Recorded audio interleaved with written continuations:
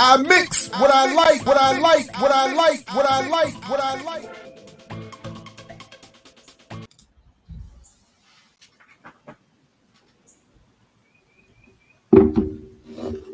Hey, what's up, world? Welcome to another edition of I Mix What I Like. I'm Jared Ball, joined by Brother Diallo and Geechee. Y'all, what's up, fellas? Welcome to another edition here at Black Power Media. Welcome. Good morning to you and everybody here with us live and who will join us later. Peace. What's up, fellas? How you all feeling? Good morning. Good morning. We're feeling great. I don't know, the manosphere is sad today, but we're feeling great. Oh boy. Oh, I forgot about that. Oh man. Rest in peace, Kevin Samuels, apparently, right? Did it get confirmed? Yeah, I don't know. It seems like it. Oh well. Oh man. Yeah, I don't want to be disrespectful. I didn't follow the brother. I didn't have much respect for his politics or his approach to much of anything. But I don't I feel compelled to not speak ill of the recently passed. But I'll leave it there. I did see a lot of people hating on it though on Twitter. I never really watched it. I saw like clips here and there. I did see clips of him like berating black mothers, the single mothers who coming into relationships, said she need to put him first. And he said something like, if your daughter said that I looked at her in the shower or touched her, then you're supposed to believe me. Something like, I mean, he's been saying all kind of stuff that. Oh wow, I didn't hear all that. Okay. If you think about Tariq Nasheed, times 15 is probably Kevin Samuels. Wow. But here's the thing though. There's gonna be a vacuum, and that vacuum, nature abhors a vacuum, and I promise you that slot that he just vacated will be filled before we go off the air. So you know what? I was thinking the same thing, and I actually know one or two people that probably gonna try to take this moment. Yeah. So it's a slot open. Get it in. I know a lot of people putting in their resumes right now because Nature abhors a vacuum, and for some reason we love elevating these individuals. I mean, because didn't he take over? Because what was that guy, Tony Sotomayor, stepped down and decided to move over to right wing conservatism. So he moved into his slot. So every time when one falls, 4 or 5 arise. Oh wow, I didn't even realize that. I don't know any of that history of that connection. So but I think the yeah, I think that analysis or that approach is correct. And oh boy. Anyway, Look, it's maddening because if you listen to what he says, it's he basically made a career off of saying, wealthy people aren't interested in having relationships, intimate relationships with unwealthy people. Right. That's right. And attractive people tend to not want to be in relationships with unattractive people. And people are like mind blown. Wow, this guy's a genius. This guy is saying it's such the most base analysis and base. I don't understand. I understand. Let me not pretend. He's affirming. A lot of people come online not for enlightenment, but to already affirm their positions and validate their existing positions. So it's good money if you're willing to get out there and regurgitate and reinforce people's indoctrination and their shitty beliefs. So it's a good money if you can. Oh well. Oh, it's definitely good money. That the life coaching, self-help,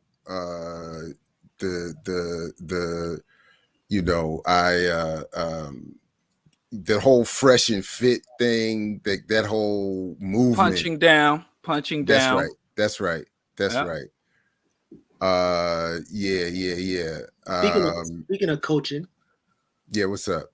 So obviously let's get into a little bit of this Tamika's book. I mean, I think it's coaching for activists. So she obviously says the state of emergency, how we can win in the country we built.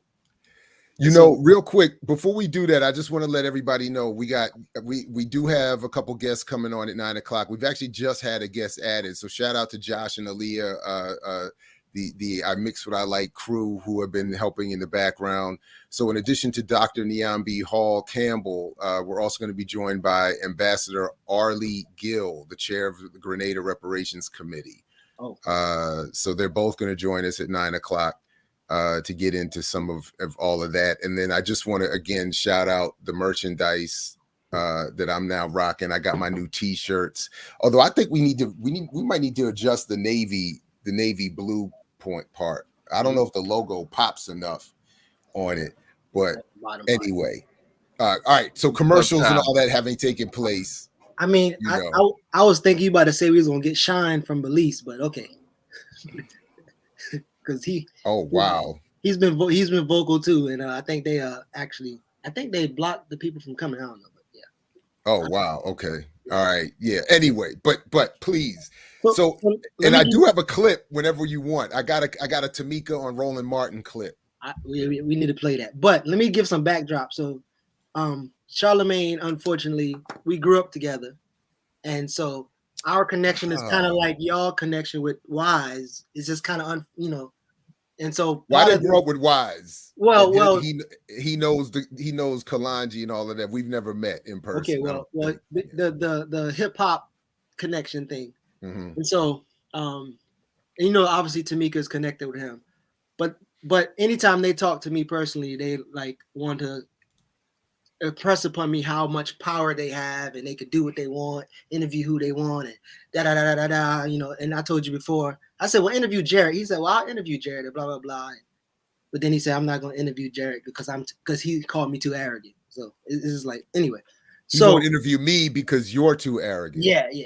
He was kind of like messing up my whole. My bad, bro. Messing up my shine, man. I'm trying to get that bag. I'm trying to get that Charlemagne famous. Yo, I'm sorry, up, man. He said silly stuff, so when I respond back, he get mad. But anyway, so Tamika wrote this book maybe a year ago, I think. I thought it was 2 years ago. And I saw the Cardi B forward.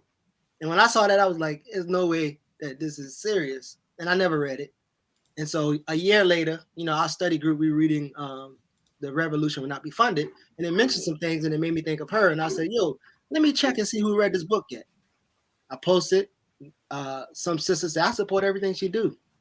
And I said, well, have you read a book? She said, no, I haven't read it yet. And so Tamika impressed herself upon my post and started saying, oh, well, I earned every penny for my information. And so I was like, yo, well, when I read your book, maybe we'll bring you on the show and talk to you. I know y'all don't want to do that. And I know the remixes don't want to see that shit. But I disagree. If Tamika would come on here, I would have no problem with that. The same way I had invited Patrice Cullors, like they can, we don't have to agree. And if they want to, we're not mean to anybody. They can come on. We can, chop it up. Well, so again, there's some things in the book. So I wanted to cover. So first, I think we should kind of look into how I don't want to say use, what's her name? Angela Davis. Well, Cardi too. But Cardi wrote a foreword asking Angela Davis, what space does she has in the movement? Angela Davis write a foreword back to Cardi. And Angela Davis ends her foreword, says, Tamika Mallory offers us a radical manifesto that will help to shock future generations of revolutionary freedom fighters. Take heed and move forward. So, like Angela Davis, although people think she's more radical than she has been showing, kind of stamp her approval of Tamika before the book, before you even get into the book. So, I guess I would start. Like, how do y'all feel about Angela Davis making that type of statement? Is there any kind of issues you catch with that? I think that it's been pretty consistent. Angela Davis has been pretty opportunistic throughout her career, So, she kind of rides the hype trains of the era. I remember she was very much on when she was the voice of prison abolition. And then, prior to that, she was the voice of feminists and women will rise. She's kind of she seems opportunistic more so than revolutionary. She's and a lot of her takes have been somewhat questionable because I always say that let me not muddy this. I think she's a sellout. So I think she is riding off of a hype train from the 60s. And she was one of the few left standing at that time. And I've always questioned anybody that can go from FBI most wanted to tenured professor. I don't even know white men who could accomplish that feat. So it's always been a side eye for me. I'm just not as trusting as the rest of black folks tend to be. So, go ahead, Jared. No, I was just going to say that there's been what I will say is that there's been my experience has been there's been a consistent sort of grassroots radical left critique of Angela Davis dating back to her trial with Rochelle McGee, the splitting, the communist support of her and not him, but I want to be fair. So my initial bias, my petty bias starts like 20, 30 years ago when I was doing just a little pirate radio show in DC. And I saw Angela Davis go on Fox News, Bill O'Reilly's show. And it was just, obviously it was a horrible exchange. I reached out to her office and said, look, I have just a small pirate radio show in DC that targets, a small black radical audience. But at least if you come on there, you won't be cut off in the way you were and mistreated, the way you were with Bill O'Reilly. The response I got, I'll never forget, which was from her assistant, which said, it was, she will never be available. Yeah, like that was the point of the response. Because I was like, it's an open-ended invitation. Whenever she wants, we can pre-record. I was like, whatever. she's never going to be available. So I have never forgotten it. I've always been biased by that. I've always been bothered by that because my attitude was, why would you go on all of these commercial mainstream white supremacist anti-radical outlets and get verbally abused and mistreated, but not sit with and at the time I was like, I do feel like if you could sit and just talk, we could go for hours, and you can lay out whatever you want. So I've always been biased by that. But I will also say, to be fair, even recently, when she has it, because I read a little bit of the Mallory book, and I don't like the book, and I'm not politically in agreement with the book, and I'm very uncomfortable with Angela Davis's participation. But to be fair, she at least will continue to speak on behalf of political prisoners when asked. She did speak on behalf recently of Michelle McGee. She did in the private Zoom chat we were on as part of that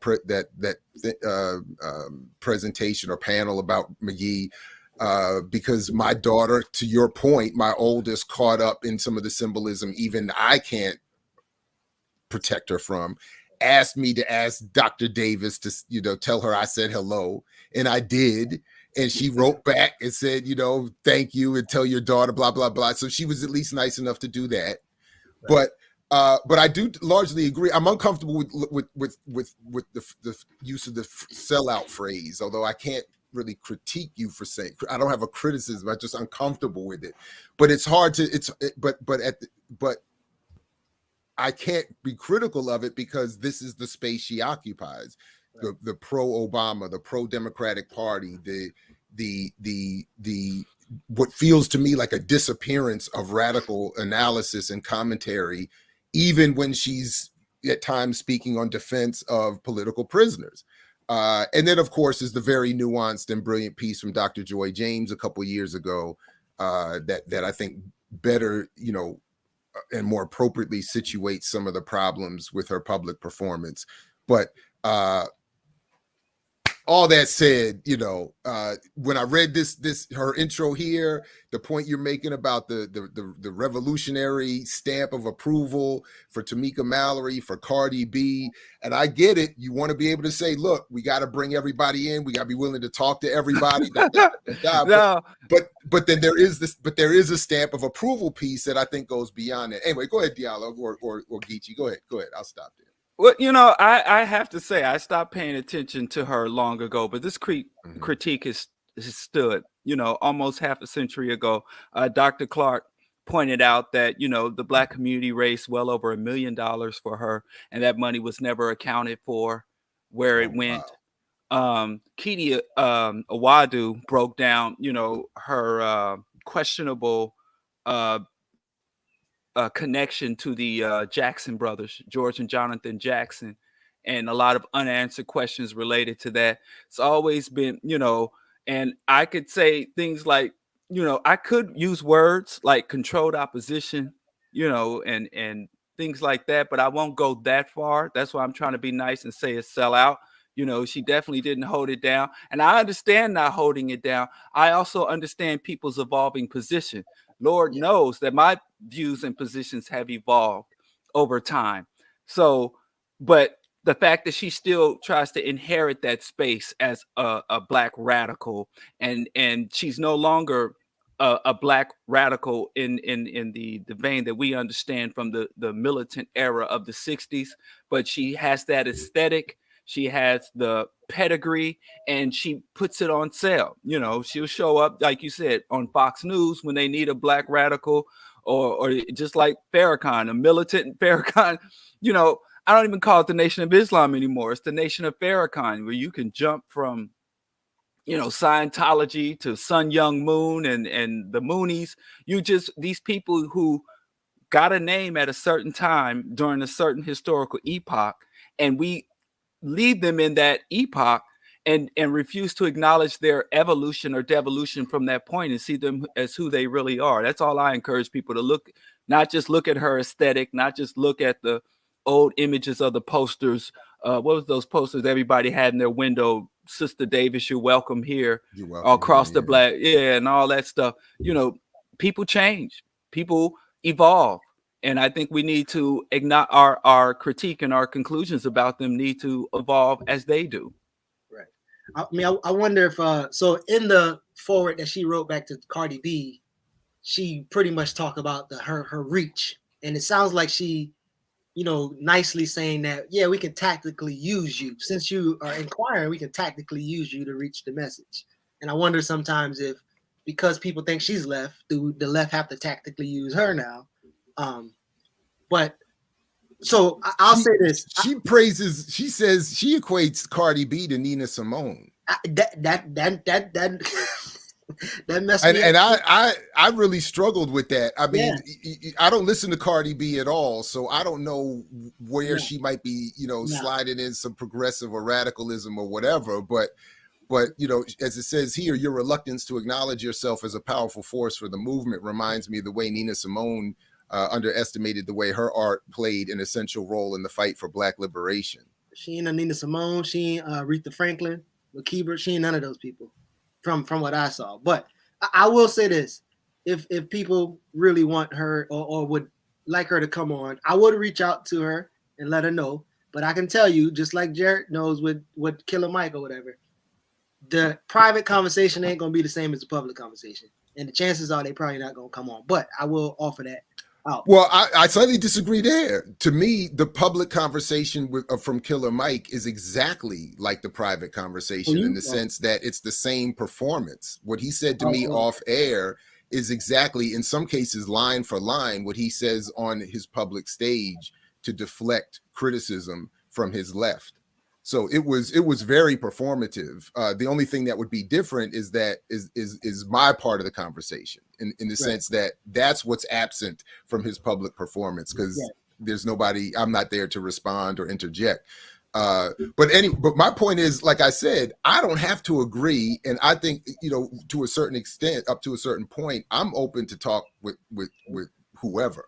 But it would be very different from the conversation she had with Roland Martin and wherever else that I've seen her pop up. So I'm not, and then, the way you two, the back and forth on Instagram, I don't know, she's going to want.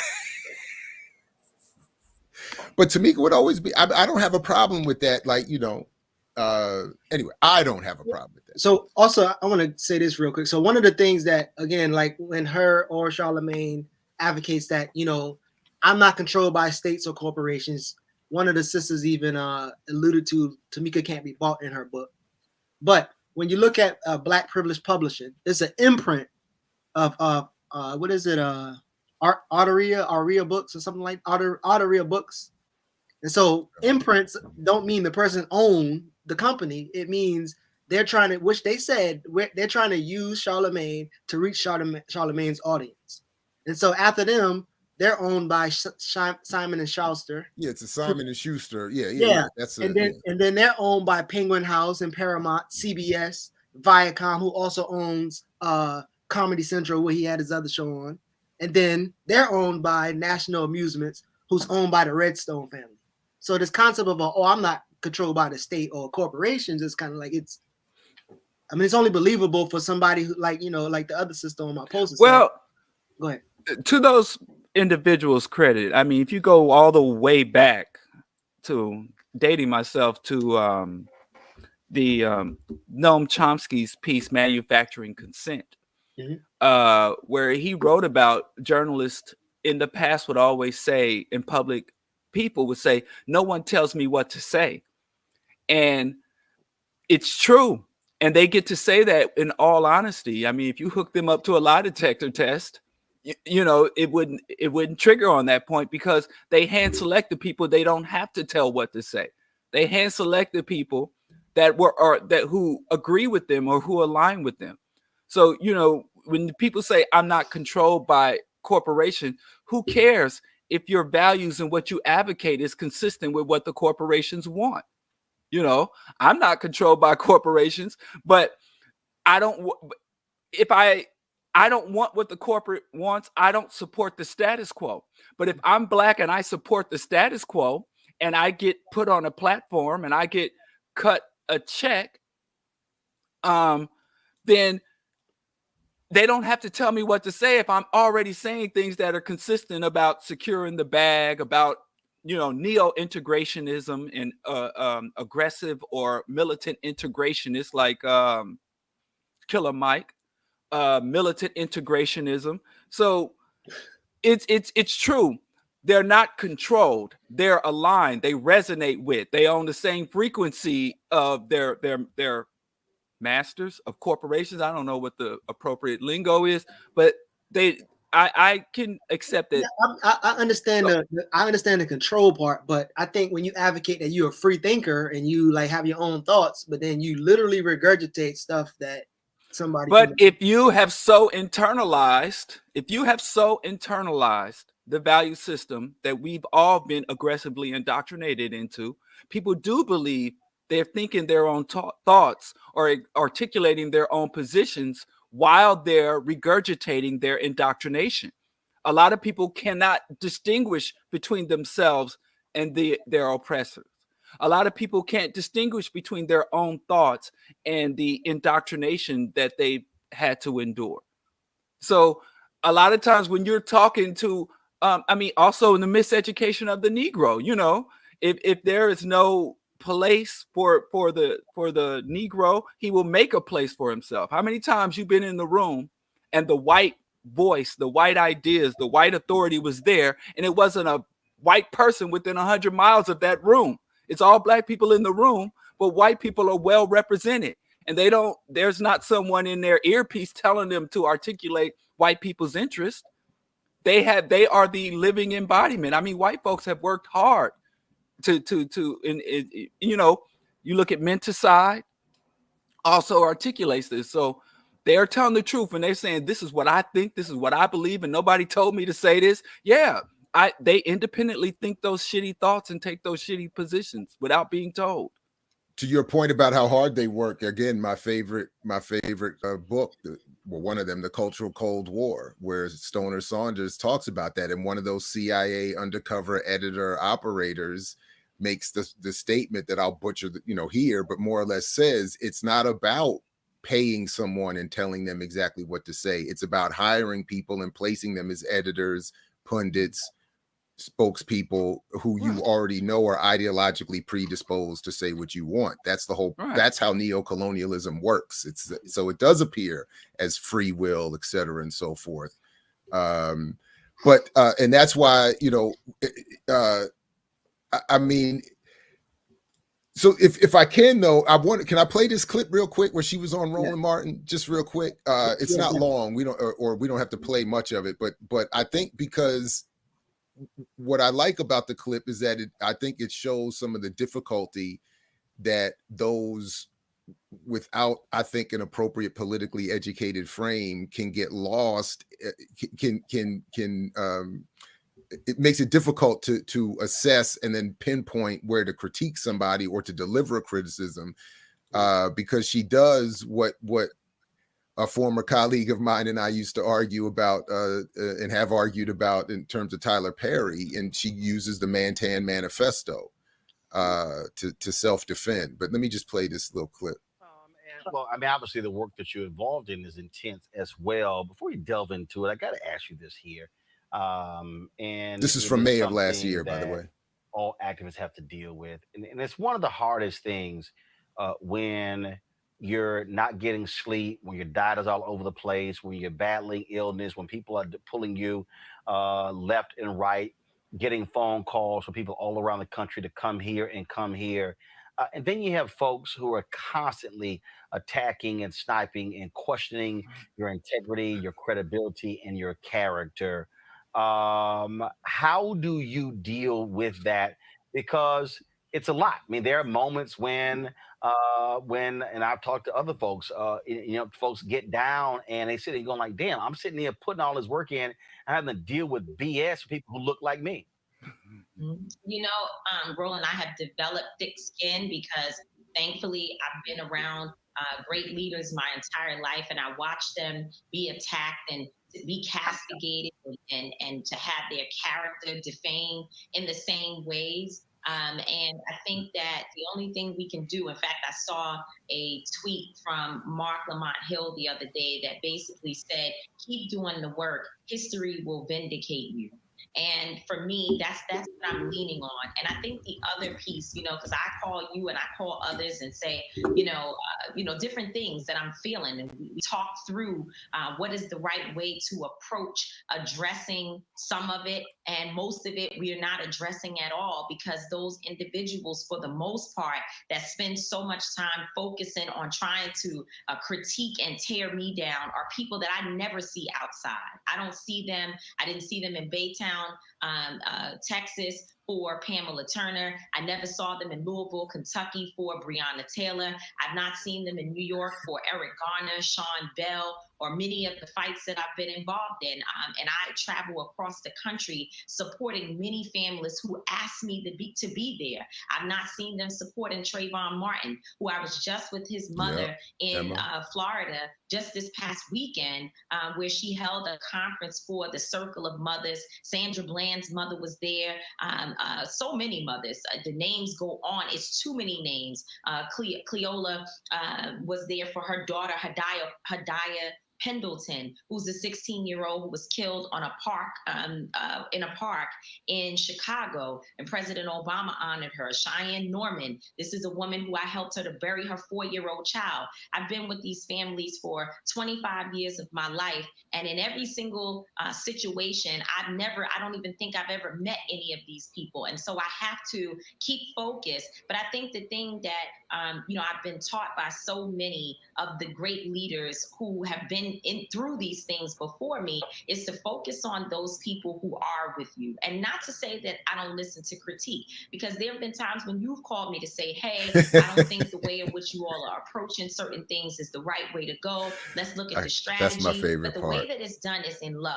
The way that it's done is not an attempt to gossip about me, to tear me down, or to, try to vilify me. It's done in a way that lets me feel safe. And I think we all should protect our energy and feel safe, so I focus my attention on people who want to critique from a position that allows me to grow, rather than people who are looking for attention and likes on their social media and are using the defamation of another Black person, and particularly a woman, in order to get that.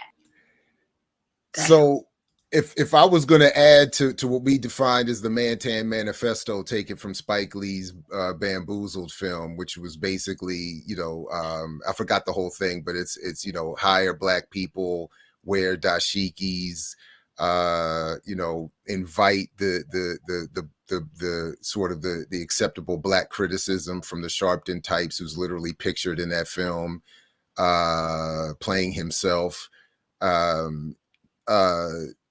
If I was going to add to that, I would add what she said there.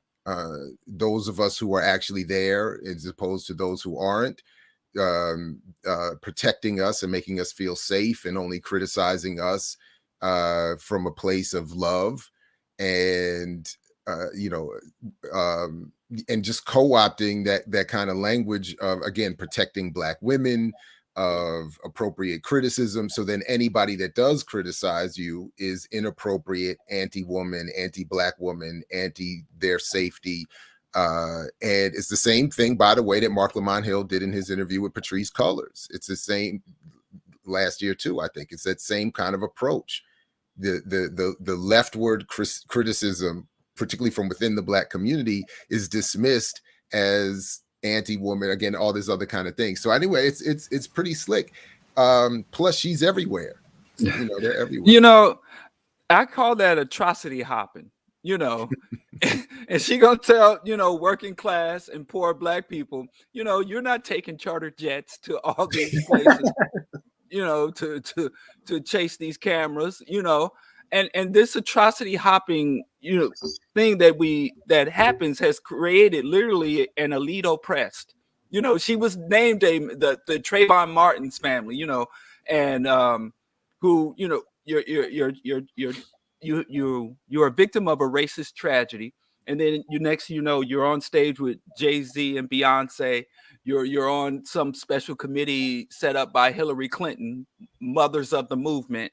So everything gets co-opted by this system, you know, and now these oppressed elite or elite oppressed are up there, are essentially celebrities themselves, and she's just name dropping people and name dropping city. If you could put that to a beat, I go from city to city. I rub elbows, and then got the nerve to talk about I'm for the women and people, and we already know the victims and the true oppressed masses, what they've already said about how it's not trickling down, trickle down activism and trickle down, grants and resources and support. It's not trickling down. So trickle down economics ain't working, and now trickle down activism, we're gonna move to that instead of bottom up movements or grassroots movements. It's crazy. And the bottom line, one thing about atrocity hopping, every town and city has on the ground people that work.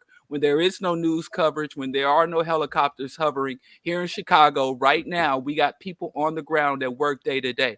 And these atrocity hoppers come here and overshadow, don't meet with the people, don't talk to the people. They come here and they go straight to the luxury suite.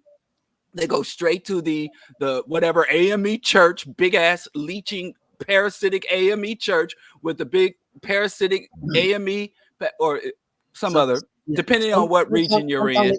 Sometimes they get in fights with the actual organizers. Exactly. Too. So, shame on I her. do want to invite, I got to find the links and put them in the description here, but please, everybody, if you can, look at our interviews with the BLM 10.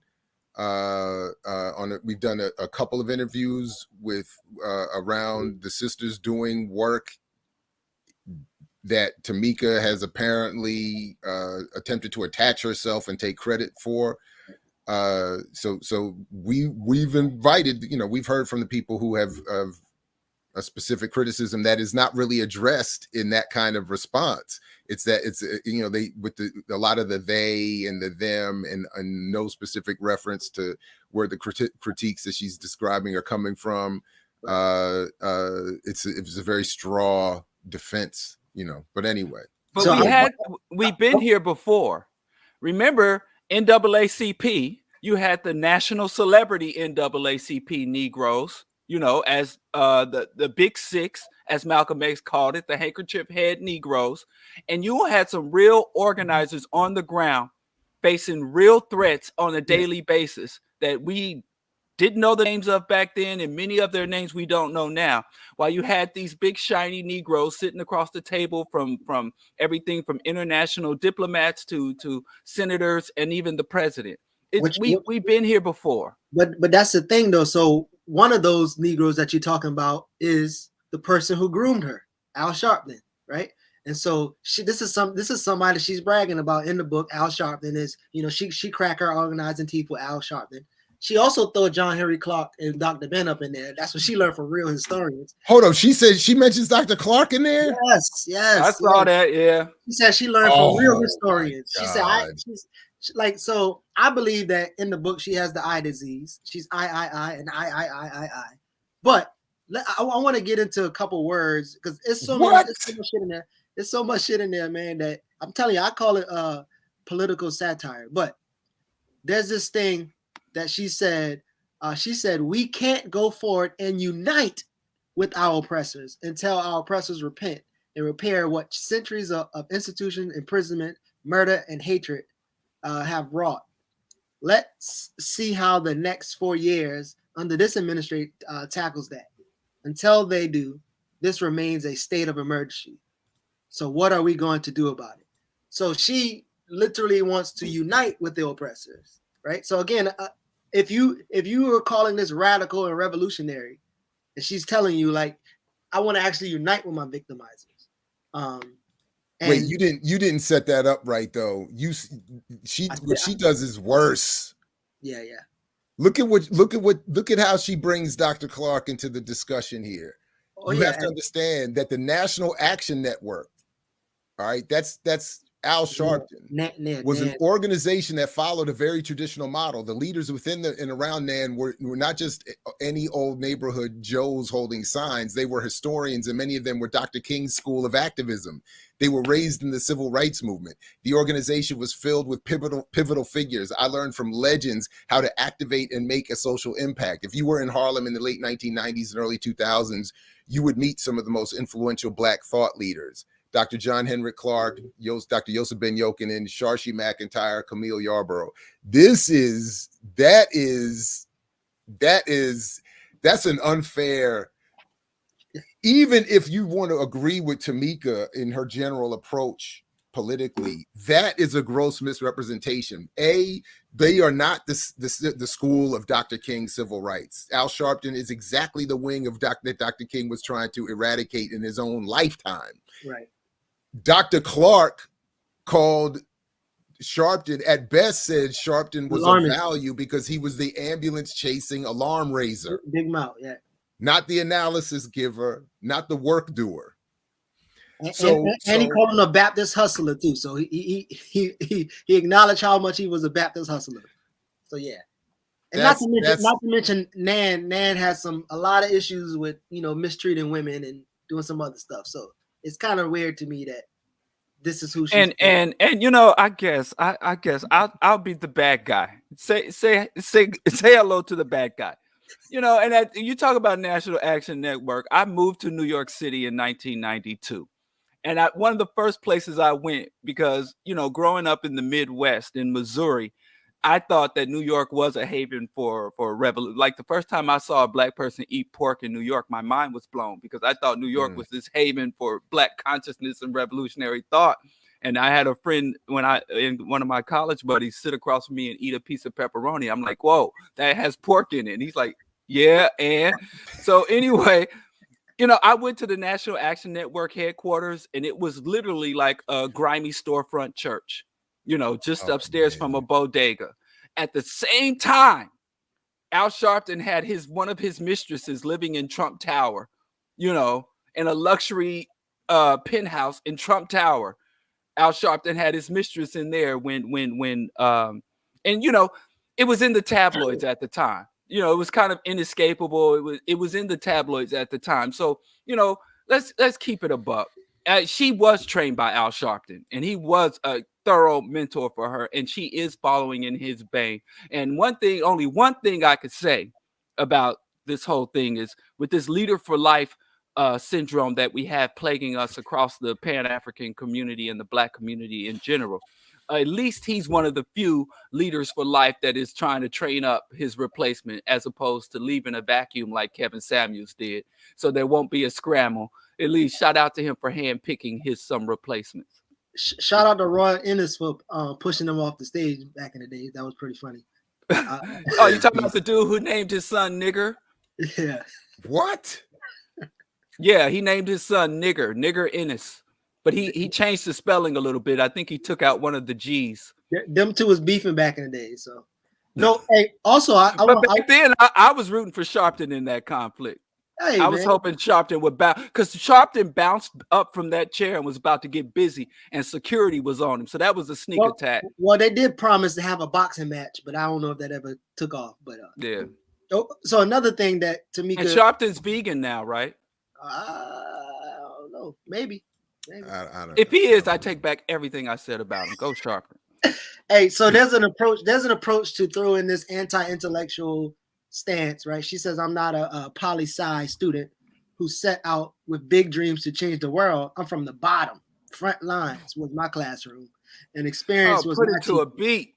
Put it to a beat. She be spitting bars. Hey, but she rocked with my son. So my son got bars. His rap career didn't work out, so he turned to activism. So hey, she said, I know firsthand what it looks like when the system fails a community of people, because 1980s Harlem was supposed to trap me.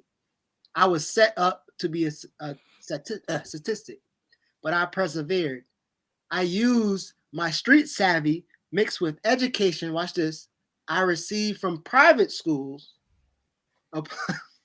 applying the combination as a skills to navigate social issues and local politics. Wait, what private school? How did that happen?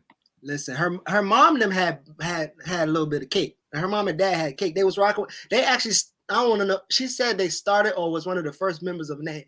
So I think that her mom, had some money just like Sharp. I mean, I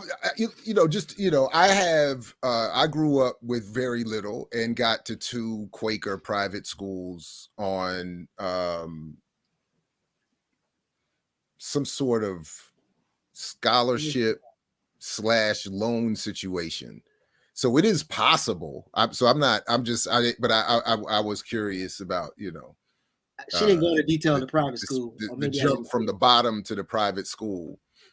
Yeah, anyway. I graduated from a private school as well. Oh, you from the bottom? Yeah, I'm from the way bottom. I'm still on the bottom, actually. I can't use that from, but yeah, I did attend still private. Still at Bishop Hogan Rams. I got this. I got one more. I got another one. So the 1994 crime bill reinforced racist legislation and laid out an aggressive approach to policing that has kept Black community in shambles. Imagine if imagine if that money and commitment had been invested in the rehabilitation of marginalized communities. If prisons focus on decriminalizing their incarcerated, building up the resume and skill sets of offenders instead of dehumanizing them. So she acknowledges that the crime bill jacked us up. But hey, since you put them in jail, you might as well pad their resume up, and that'll be a solid. Yeah. Well, you don't know Nan. I just want her to remix You Don't Know Nan, with Cardi B, feature Cardi B and Mark Lamont Hill. You don't know Nan. You don't know Nan. You don't know Nan activists that can do it like me. No, but she does share important experience though that you all are hating on. When she says, I remember my dear friend Michael Blake inviting me to attend a movie screening at the White House hosted by the beautiful First Lady Michelle Obama. I was among less than 20 people who were granted access to screen the movie The Help. Moments under their care at 1600 Pennsylvania Avenue were some of the most memorable times of my career. That is the care of Barack and Michelle Obama. Help. And watching The Help. So I was waiting to see the criticism of that film, and she didn't. There was none, by the way. But the same thing here. There's more of that same kind of thing. Unified, we are powerful enough to push the priority of our issues to Vice President Harris. I name her because she, more than President Biden, is responsible for my vote. I have no so Tamika's basically admitting she was captured by the exact, by Biden's plan, by his team's plan, worked with Tamika. I have no desire to try to discern whether racist ideologies of the past may still exist within our new president. No interest in that. No desire to try to discern. He was proxy to Vice President Kamala Harris as a Black woman whose values aligned most closely with my own. I'm sure many Americans can see a portion of their reflection when looking at her life. She represents so many different communities and is representative of everything American, because before we were known to the country as the country that elected Donald Trump, we were known as the melting pot of different communities. Now I'm even more mad having read her shout out to Dr. Clark. I had missed that part, but I'm seeing this and I'm like, this is just remarkable. Yeah. She also might she hope and pray that Kamala has an overwhelming revolutionary spirit. She says during the election season, we talked a lot about Kamala Harris' time as a prosecutor, but I'm conscious of the era she was in, right? So that was just that area, and you probably would have done it too. Vice President Harris was operating within a system that criminalized Black people for sport. So you should participate. And her job was to persecute criminals. She was a minority woman in a white male-dominated field that is built on oppression. I wish she had been revolutionary, but now we are in a new time. All I can do is pray she's ready to live up to the challenge set before her. I can only hope she will be overwhelmed with a revolutionary spirit. Yeah, I can only hope that Hope she is will dope. be. Hope is dope. Oh, that's that Barack Obama and Jesse Jackson. Keep hope alive. Keep hope alive. Anyway, so I mean, look, I what else I read in the what little else I've read in the book is basically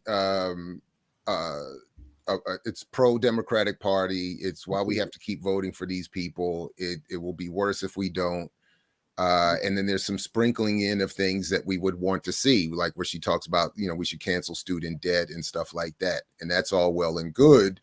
But they just read to me like, sort of almost like straw praise or straw radicalism when there's no will towards that in the people that you're voting for. And if you're going to say that Kamala Harris represents so much of what you blah, blah, blah, blah, blah, she doesn't want any of these things, and neither does her party. So she did mention the universal basic income that King suggested, and obviously, like you said, the debt jubilee, but that was kind of like a sprinkle in there. Yeah, I mean, and that's great, and that's sort of the point, and thank you for adding that, because that's sort of the point that I'm getting at, that when you do that, it convinces people more to your left that there's hope with your platform, or people that should be more to your left that there's hope with your platform. And that's why, going back to where we started, whether she's paid and told to say this or simply positioned because they know she will say this is exactly what is necessary. Right. And did she defend? I saw in the chat earlier.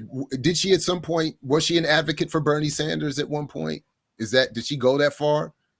I don't remember seeing any. I don't remember seeing any Bernie support. Okay, because that would just be the sort of the exaggeration. Because Killer Mike at one point had, and that was at some point, it would have been sort of the exaggerated version of what I'm saying, like that, because he himself, I think, was only placed to, or given that room to a certain extent to capture people that would be more to the left of him or the Democratic Party. To as Bruce Dixon used to say, sheepdog them back into the Democratic Party. So it would still be consistent as far as I'm concerned. Okay, but I never bought the sheepdog criticism of Bernie and his campaign. All right. And it's simply because, like myself and other Bernie supporters, they didn't go into the Democrats. Many of the Bernie supporters went and voted for libertarian candidates, like myself, voted for Green candidates after he was had the primary snatched away from him.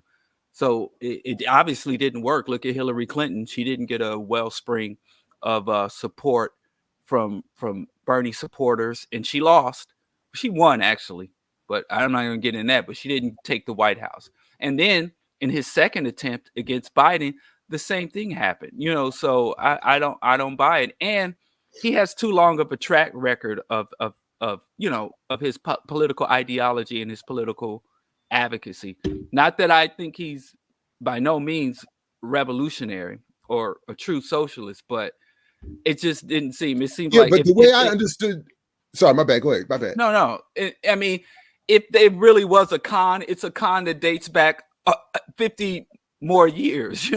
Did they go all the way back to when he was an undergrad to set him up as who he was, then to bring him to the Democratic Party in the year 2000? It doesn't make sense. No, but the way I understood, and maybe I don't remember the specifics, but the way I've always understood the sheepdog argument isn't in preventing where necessarily voters would go once that specific candidacy, in this case Bernie, dropped out. It's in positioning people so that all of the momentum that might be used to break from the Democratic Party and form something more to its left would be taken up in support of that candidate until the last minute. So then, if you go to the Greens, if I go to the Greens, if someone else goes to the Libertarians, by then it's too late. Those parties aren't in position to threaten the Democratic Party. And then the momentum that I would have always hoped to see that would extend from those non-traditional votes to building some sort of alternative is captured and brought back into the Democratic umbrella for the next cycle. So that's why we still don't see. So yeah, even with you and I and others voting the way we did or didn't, or not voting at all, there's still no groundswell to move into some other formation. And then all of those people are brought back into the next democratic cycle for the next Bernie type hopeful. And certainly in terms of the dominant messaging. So even if I or you, I'm not sure where you are with this, persist in saying we need to break left electorally, the response is we still can't. We got to wait for, we got to, hope there's another Bernie type. We got to, stop the fascists, and all that other stuff. And that's where the sheep herding really kicks in. That's how I've understood it. Yeah. But that doesn't hold true, because in most election cycles, there is no Bernie. So they could say, well, if there wasn't a Bernie, then all these people would be given momentum to a third party option. That's not really true, because what about in the most of the cycles when it is they're only front runners and the only people on the debate stage are Democrats and Republicans. Those people aren't there. So why are you? So really, what you have, because it just makes it easier then, right? But why do you? But there was there. It wasn't as though there was some groundswell of third party interest and enthusiasm, and then Bernie emerged and obliterated that. It's kind of like when they said Will Smith slapping Chris Rock, and people get on, oh, it's a distraction. It's a distraction. And I asked them, a distraction from what? Was everybody on the verge of doing something or being made aware of something? But I think there's a threat that there is, though. It wasn't that people were standing on the precipice of a third party, but there was a lot. It's a way of, it's the updated way of returning all disaffected Democrats back to the Democratic Party. So if there's no Bernie, then it's just easier, because then you just have to, there is no left or pushing left alternative. When there is a Bernie and there is a groundswell in the broader zeitgeist for something left of the Democratic Party,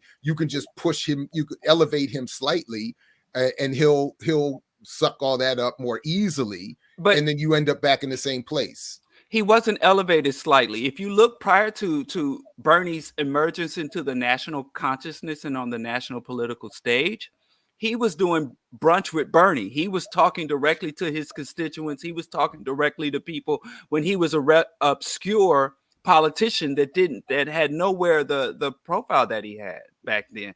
So it's not as though he was put there or he just emerged there. I think he was reaching the end of his career, and he saw, he pretty much had a go big or go home moment, and he was there initially. I felt that he was a protest candidate trying to push some issues into the Democratic platform. But when he saw that it was more viable, he tried to push harder, and he actually became a threat. And the people you say they used him as a sheepdog consciously subverted. It just doesn't hold up to the sheepdog narrative or the sheepdog analogy. It just doesn't hold up. So how do you think the media apparatus, what part did the media apparatus play in his being, I don't want to say made more public, but do you think at any way they kind of elevated him or highlighted him or used him? They initially attempted to ignore him. Remember, they initially attempted to ignore him. Then they started to mock him, but it was just because of, like, they even the DNC even said Bernie is a special case with the funding that he got. Now, I don't have any faith in U.S. It's just, all I have to say is they did the same thing they do to most upstarts. First, they try to ignore him, then they try to mock and belittle him, then they embrace and co-opt. It's the same hustle, but I just think the sheepdog analogy just doesn't hold up to examination in how it plays. But But it did, because most of the people that were left of the Democratic Party came back and voted for. They didn't go where you and I went. They stayed right there in their party. They didn't go and build something left of that. Right, so but that was But they were going to do that regardless of whether Bernie ran or not. I don't disagree with that. That's why I said it was the only difference was when Bernie is there, it's a little harder for the party, for the Democrats to they have to work a little harder to make use of that, given that it is what Bernie represents is so attractive to most voters. So they just have to again work a little harder, let it breathe, and then when necessary, they just shut it. They just pull the plug. They literally pull the funding, pull him into the office and say, sit down and sign up for Biden. And that's what he did. And most of his people did go there. Well, again, this is politics. And like you said, if there was no groundswell, the whole bringing people into the Democratic Party, only thing he did was mobilize he did mobilize some people outside of the Democratic Party, but most of his support were people within the Democratic. No, that's Party. what I mean. I'm sorry. What I'm saying is he's not bringing people in. He's sheepdogging, meaning that he's keeping the ones that might stray off the farm coming back. But they don't stray. Most Democrats don't stray. They just he did bring up some enthusiasm and a little bit of hopium, but those people were there whether he was going to run or not. It's the same thing about the right wing when Ross Perot went, and the libertarian wing of the Republican Party. Everybody like Ross Perot, and he went from being independent and jumping around and all that. It was the same thing with Ross Perot. Those racist Republicans were there before, they were there after, and they were there during, but they're going to be there whether Ross Perot was there or not. I think I would like to see some, if there's any kind of like that out there that obviously will show that people after he left still voted, people from the left or who identify as left voted for any one of those people afterwards. I don't know if there's any data. Well, I'm one of the people from the left. Right. After Bernie was out of the primary, I no longer voted for a Democrat. I was done voting after that. I voted for Bernie in the primary, and that's it. I didn't vote for Bernie. I didn't vote for Biden after Bernie or Hillary after Bernie. Right. So those what the left people did. But the Democrats who were going to vote Democrat whether Bernie ran or not just stayed the course. They didn't really need to be herded on the path that they were already on. That's all I'm saying. I don't see him causing people to change. Now, he did change the funding. He went where he forced a lot of politicians to start trying to push for those small $5 donations, and looking for, as opposed to pursuing big donors. And everybody had to talk about, well, most of 80% of my donations came from, were $2,500 or less. So he did change the dialogue. But I don't think he influenced how people voted as much as he changed some of the issues that people were able to discuss at that level of U.S. political discourse. Right on. Well, anyway, I don't. The only other thing I wanted to add is that I don't think he and I think he also had a negative impact on discussions of what is and is not socialism. So like, I don't agree with even some of the socialists who say he had a net positive in making room for more discussion of socialism. I don't think he did that. I think he was a false representation of that as well.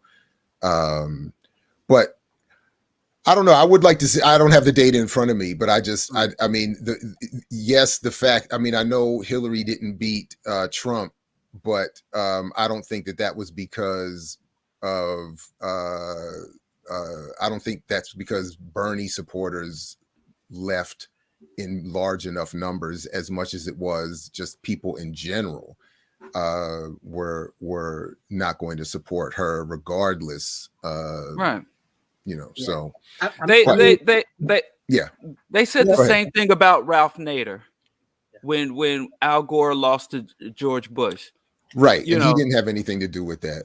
Right. So, and I don't think Nader was a sheepdog. Nader but that was a different campaign. Nader was running not as a Democrat. He was running as that's my point. The Democrats allowed for, given Bernie's, I agree with you, but given his age and whatever, his late interest in having the last walk under the sun, since we're making Clark references, inappropriate Clark references all morning. They were like, let's take advantage of this and use him as best we can. But look, I tell you, we could, we do have one of our guests But here. So the go ahead, memos, go ahead. You can have, the internal memos that got leaked from the DNC is that they didn't see him as a positive. They didn't take advantage of him. They were sent into a panic by him. You know, the Democratic DNC broke its own internal rules and its own protocols in order to subvert Bernie. You can't say that they used him at the same time they were trying to eject him and thwart him. I can. Which is it? Sure, I can. Which is it? Were they using him or trying to thwart him? Both. They want to use. That's my point. They have no intention of actually allowing his platform to take hold of the party, but they want to use that platform that is so attractive to so many to bring people in up to the point where they have no other alternative. So it absolutely works that way. That's kind of even. Go ahead. That's kind of like when people like from the right say, you know, the left is a bunch of weaklings. They need safe spaces. They're so weak. And then at the same time, the left is so powerful and they control everything. I didn't say they controlled everything. I'm not saying that I'm not. I'm just saying the analogy, saying that the target of your critique occupies two contradictory positions at the same time. He's both a tool of the DNC. He's also a blight and a threat to the DNC. So. I'm not even saying he's a tool, and I'm saying they were scrambling to try to make best use of what was in place. He was a fact. So they said, so the point was, we can't let his politics actually win. We're not going to actually nominate him and let him be our nominee. But I could absolutely see, and whether they intended it or not, and again, to my point and my understanding of Bruce's argument, it wasn't that they put this in motion like a machine. It's that even if their intent was to suppress Bernie, the fact of his presence worked to sheepdog many potentially left-breaking people back into the party. Go ahead. But that's not what he said. He didn't say his presence was, or that they used. He said that Bernie was the sheepdog. So you got a sheepdog that's literally eating the sheep. You know, you got a sheepdog that's or biting the hand of the master. The sheepdog, again, is just to keep the sheep on the farm, to not let them roam off. But you got an electrified fence for that. You know, you got an electrified fence for that. But I'm just telling you what the analogy was. I understand the analogy. I've heard it, and you know, I've been targeted with that criticism when I said that, you know, I vote for Bernie. I'm voting for Bernie in the primary. You know, I even had a Bernie bumper sticker on my car. I even said if he had gotten the nomination, I would have probably voted for him, and been the first time I voted for Democrats since Bill Clinton. So see, I didn't even support Bill Clinton, you know, and that was my first vote. I'm sorry, you were more advanced. That was my first 18-year-old. I was in the military, casting one of them absentee whatever. And I was like, but just once. I carry a shame too. It was a saxophone in the weed. I only voted for one Democrat in a presidential election once, and that was Obama's first term. So I carry that shame. See, I didn't even do that. Yeah, I just came out the closet just this moment because I don't think I've ever said that publicly. Oh, damn. Wow. So we both got our shame. Definitely about to get the rainbow memes now. Now you really messed up now. So all I'm saying is, man, I understand the machinations that happened with the Bernie candidacy. I just don't think the sheepdog is inappropriate. It doesn't stand up. It's not a good analogy for what happened there. There are, I'll try to come. It just isn't. You know, it's just inaccurate. It's not even that I want to defend Bernie because I'm utterly disgusted with Bernie. You know, and how he moved and how he played. But you know, I'll leave it at that. But it just doesn't stand up. It wasn't a sheepdog type situation. You know. All right, so we'll table our disagreement on that for now, and because one of our two guests at least is standing by, so let's go ahead and honor that and honor her, and come back, take a quick break, and come back and get into some light work, just light work, international diaspora reparations, something easy. We can tackle that real quick. Be right back. I mix what I like, what I like, what I like, what I like, what I like.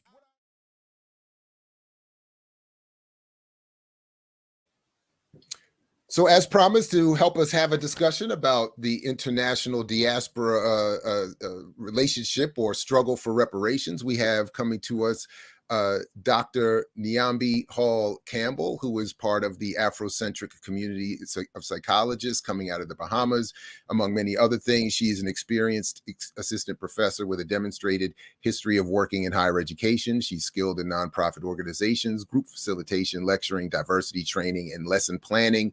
Strong educational professional with a bachelor's focused on psychology from the University of North Carolina, a master's of science from Florida A&M, and a doctor of philosophy from North Carolina State in community psychology. And to, again, we welcome Dr. Niambi Hall-Campbell. Welcome and good morning to you. Good morning. Thank you for joining us. So I know that we were, again, shout out to Josh and Aaliyah for helping us put this show together. And I know that we are also expecting, I believe, Ambassador Arlie Gill, the chair of the Grenada Reparations Committee today. Yes. But so I know that the recent dust up starts with the visit of the royals to the Bahamas and a hold and what that means or doesn't mean for reparations. And I hate that it starts with the visits of the so-called royals, that anything would have to start with that whole thing. But if you would give us as much context as you think you can, or can fit in, to let it to the visit of the royals, to the state of reparations in terms of the struggle there in the Bahamas, and anything else that we would need to know to get started here. Sure. So first, I just want to say thank you for having me. I've been listening to your show for a while, way back when I was in grad school with Dr. Haight, when Dr. Haight used to make his appearances. So I was wondering if there was going to be, I appreciate that. I was wondering if there was going to be, when I saw that, the Afrocentric counseling and psychology, I said, uh-oh, there might be some hateful overlap. But anyway, no, I appreciate that. Thank you very much. It's a pleasure. Appreciate you.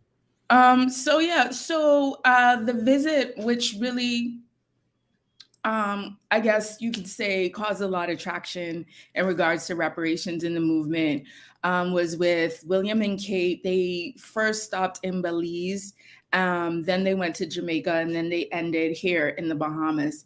And really, when they were in Belize, they were met with a lot of resistance. They were not allowed to go to certain areas. The indigenous people said, no, we don't want you here. In Jamaica, they were also met with some resistance. And in the Bahamas, I don't know if I would say they were met with resistance, but we definitely, in the national reparations movement of the Bahamas, put forth a letter stating our concerns and our position. And it was really, the beginning of the letter really came from our desire to let the government know that we were tired of paying, right, for these royal visits, and that the country is coming out of, Hurricane Dorian, a global pandemic. Why are we paying for these people? They should be paying us.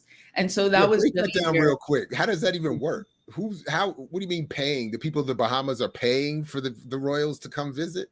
Yeah. So, they, with our taxes, have to cover the security of them, some of their stay, different events that they have, paying for the roads to be paved and walls to be painted. Granted, we want the roads to be paved, but not just the road that they're going to drive on from the airport to wherever it is they're staying. So that was really where we were coming from with our letter. And we wanted to use it as an opportunity to really raise awareness around reparations in the country. Their visit also happened to land squarely on the International Day of Remembrance for the victims of slavery. And so we were like, we don't want to be celebrating the people that perpetuated the transatlantic slave trade. Instead, on that day, we're going to hold a memorial for our ancestors. And so that's what we did. Right on. What when we talk about or hear about reparations, and the at least here in the United States, it takes on a lot of different forms and There's a lot of debate around it. What are the dominant arguments around reparations in terms of who should get them, how they're to be distributed, and what the political interpretation of that potential act should be? In other words, are there debates around, do we even want reparations? Is that sufficient? Do we want something more? Anyway, could you help us out with that a little bit? Sure. So I guess I should start by saying that the Bahamas is a member of one of the 14 member states of the CARICOM Reparations Commission, right? So this is a commission of CARICOM nations. And so each country has their own individual reparations committees, but our mandate is really centered around the 10-point CARICOM reparations plan. And if you have a chance to look at that plan, you will know that it's a development plan, right? It's not necessarily a plan that states specific people should get the money or that there should be a specific amount of money, but it's more a plan that speaks to reckoning the underdevelopment that was left in these nations as a result of the transatlantic slave trade, as well as colonization and the genocide of the indigenous people of these lands. So in terms of who would get the money, it really would be a case where the governments would get the money, and that money would be distributed to the different areas as noted in the plan. Now, in terms of controversy or disagreement, I would say that people are a little wary about the governments getting these funds, right? Saying, are they really going to use them in the way that we need them to use them? And they're not really allocating funds in the way that we need right now. And then there's also conversation about a desire for internal reparations, right? There's what we call in the Caribbean crown land, right? That the government has authority over land, and they can basically distribute it to whoever they want to give it to. And so, there's arguments like, give the crown land to the people and let's start reparations there, before having, these massive arguments about going to these former colonial masters. Right on. Geechee, you trying to jump in? Yeah. So yeah, go ahead. I obviously have a couple of questions around. I did look at the 10-point plan, and so one of the things that, and I'm probably going to have several questions around it, but one of the things I saw when it talks about, and I know you said it's a development plan, but it talks about CARICOM meets with high level summits for like places like the EU, UK, Spain, but the Caribbean group doesn't really necessarily meet a lot with African leaders.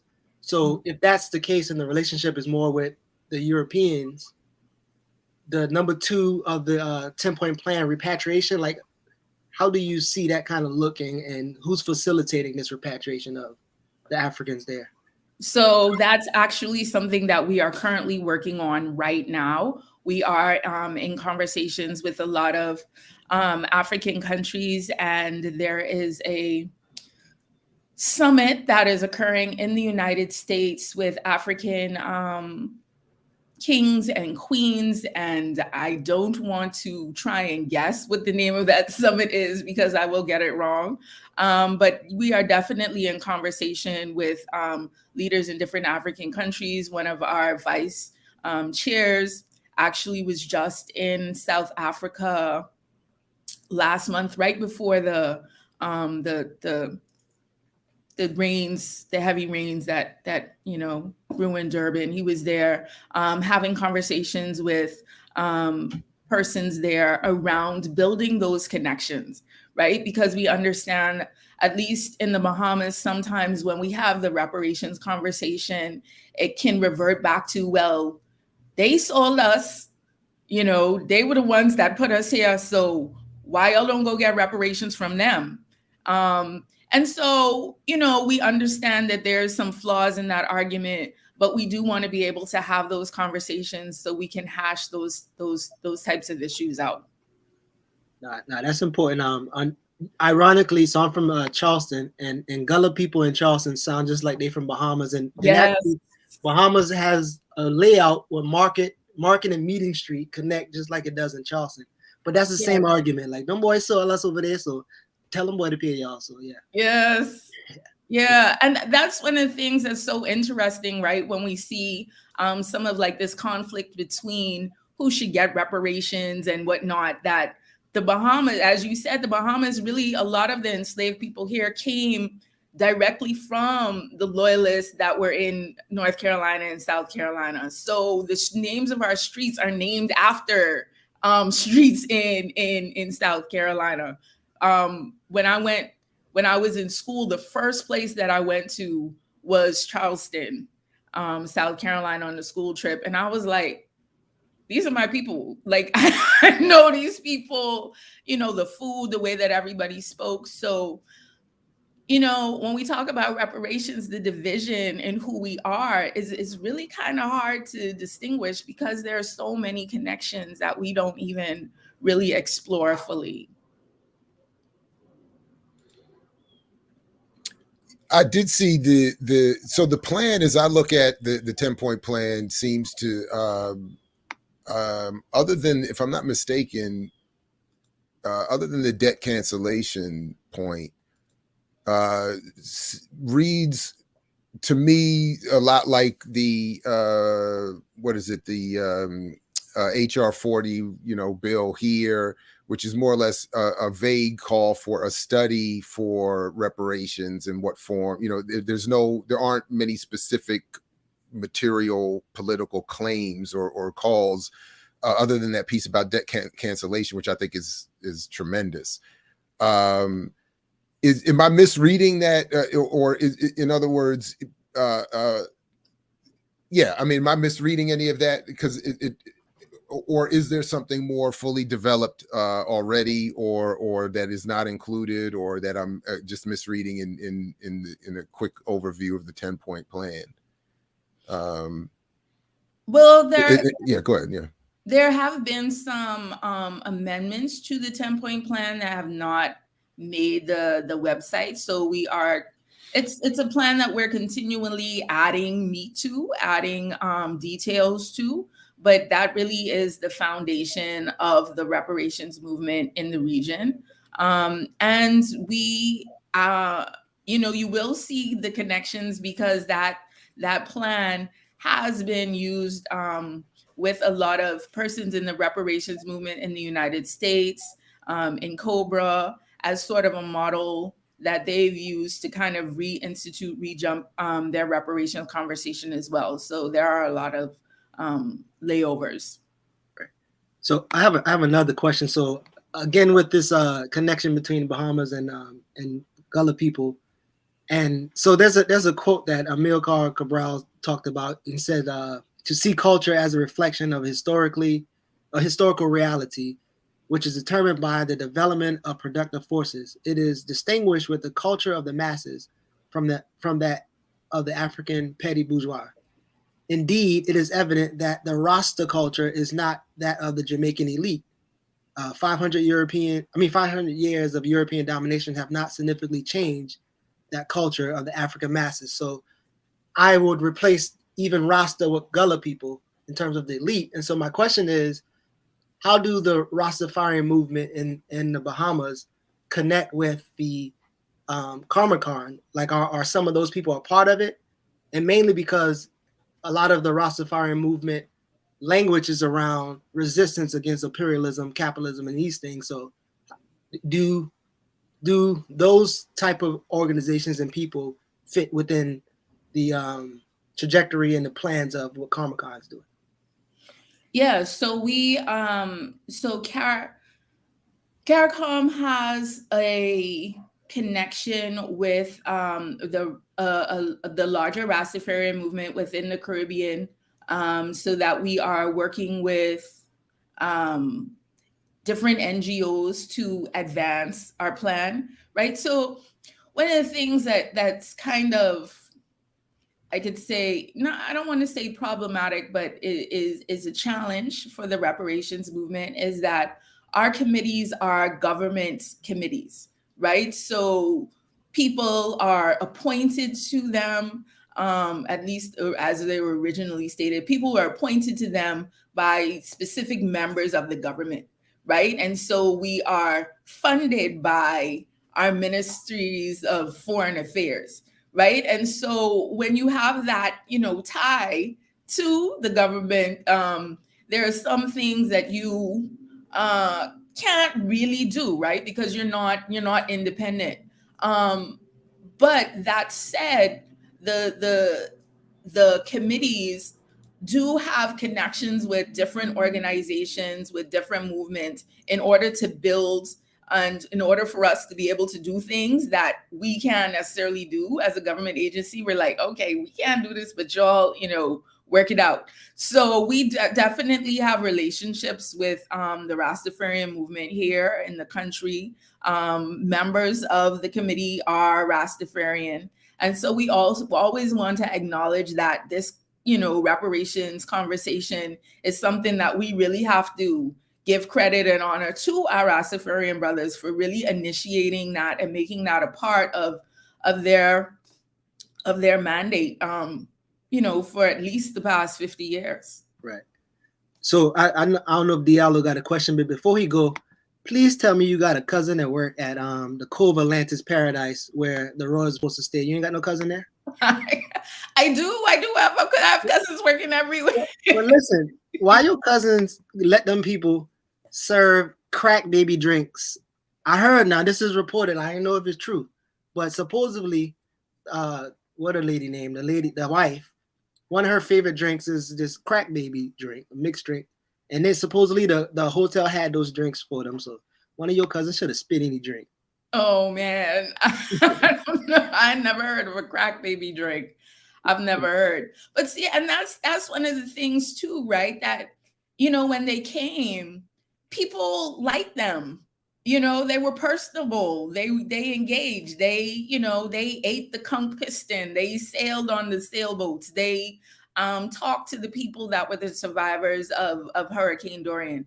So they were personable. They engaged, and we do have a history, however fraught, with this country. And so we try to, that's one of the challenges that we have with our committee, is to try and say, this is not about William and Kate. This is about the history and the legacy of what that crown means to us in the country. Absolutely. Diallo, we got some? You're on mute though. He muted. Well, two things. Is there a comprehensive outreach and education if you do have a significant number of community members who assert that Africans on the continent should pay reparations because they sold us, in terms of historical and political education embedded within the larger reparations movement? And also from studying successful reparations movement, when I first, I was a member of National Black United Front and in Cobra. And one of the first things I did was I started to review successful reparations movements. And what I saw consistently embedded within successful reparations movement was a level of consequence, or even ability to sanction those who owed the debt. That's what debt. I mean, debt without the ability to sanction is empty. I wouldn't be paying my bills right now if they didn't have the capacity to turn off my lights or, mess up my credit score, not more, So within the reparations movement in general, I see this moral appeal and this academic, justification for receiving. I see this moral appeal, but I don't see within the reparations movement developing a say, hey, we will level these sanctions, these consequences against those. Yeah, when I say successful, I mean, of course, the Jewish reparations and the Japanese Americans secured reparations from the U.S. government for their internment during World War II. That's what I mean. There have been several successful. I mean, Nazi Germany had to pay reparations to the Allied forces in World War I and World War II. So anyway, is that anywhere being discussed within, because I can't even inject it into the reparations movement here amongst NCOBRA, which I did bring the same critique and question to. Are there any sanctions to be leveled against those who have wronged our people if they do not make good on their debts? Yeah, so that's a great point. I would want to start by saying, though, however, we don't have members in our committees that are advocating that African countries should pay reparations. I was just saying that is some of the feedback that we get in country, right, when we talk about reparations. And so I would say also that conversation about sanctions is not one that is being saliently had. I think that in our nation's part of where we're trying to get to, and this may be me just as a psychologist talking, right, but is bringing in a mindset that says you have the power, right, to levy sanctions against these former colonial masters.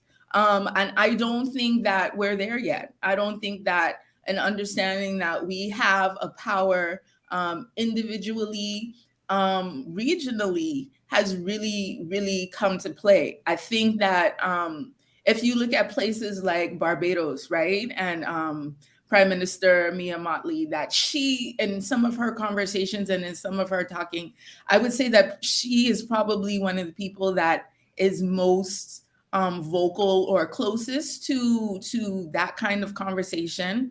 She is also the chair of reparations within CARICOM. So that could be conversations that we would have.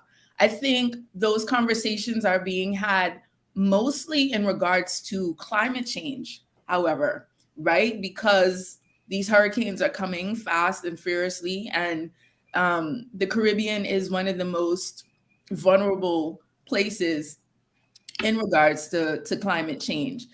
So you see people having conversations about using our power in that way.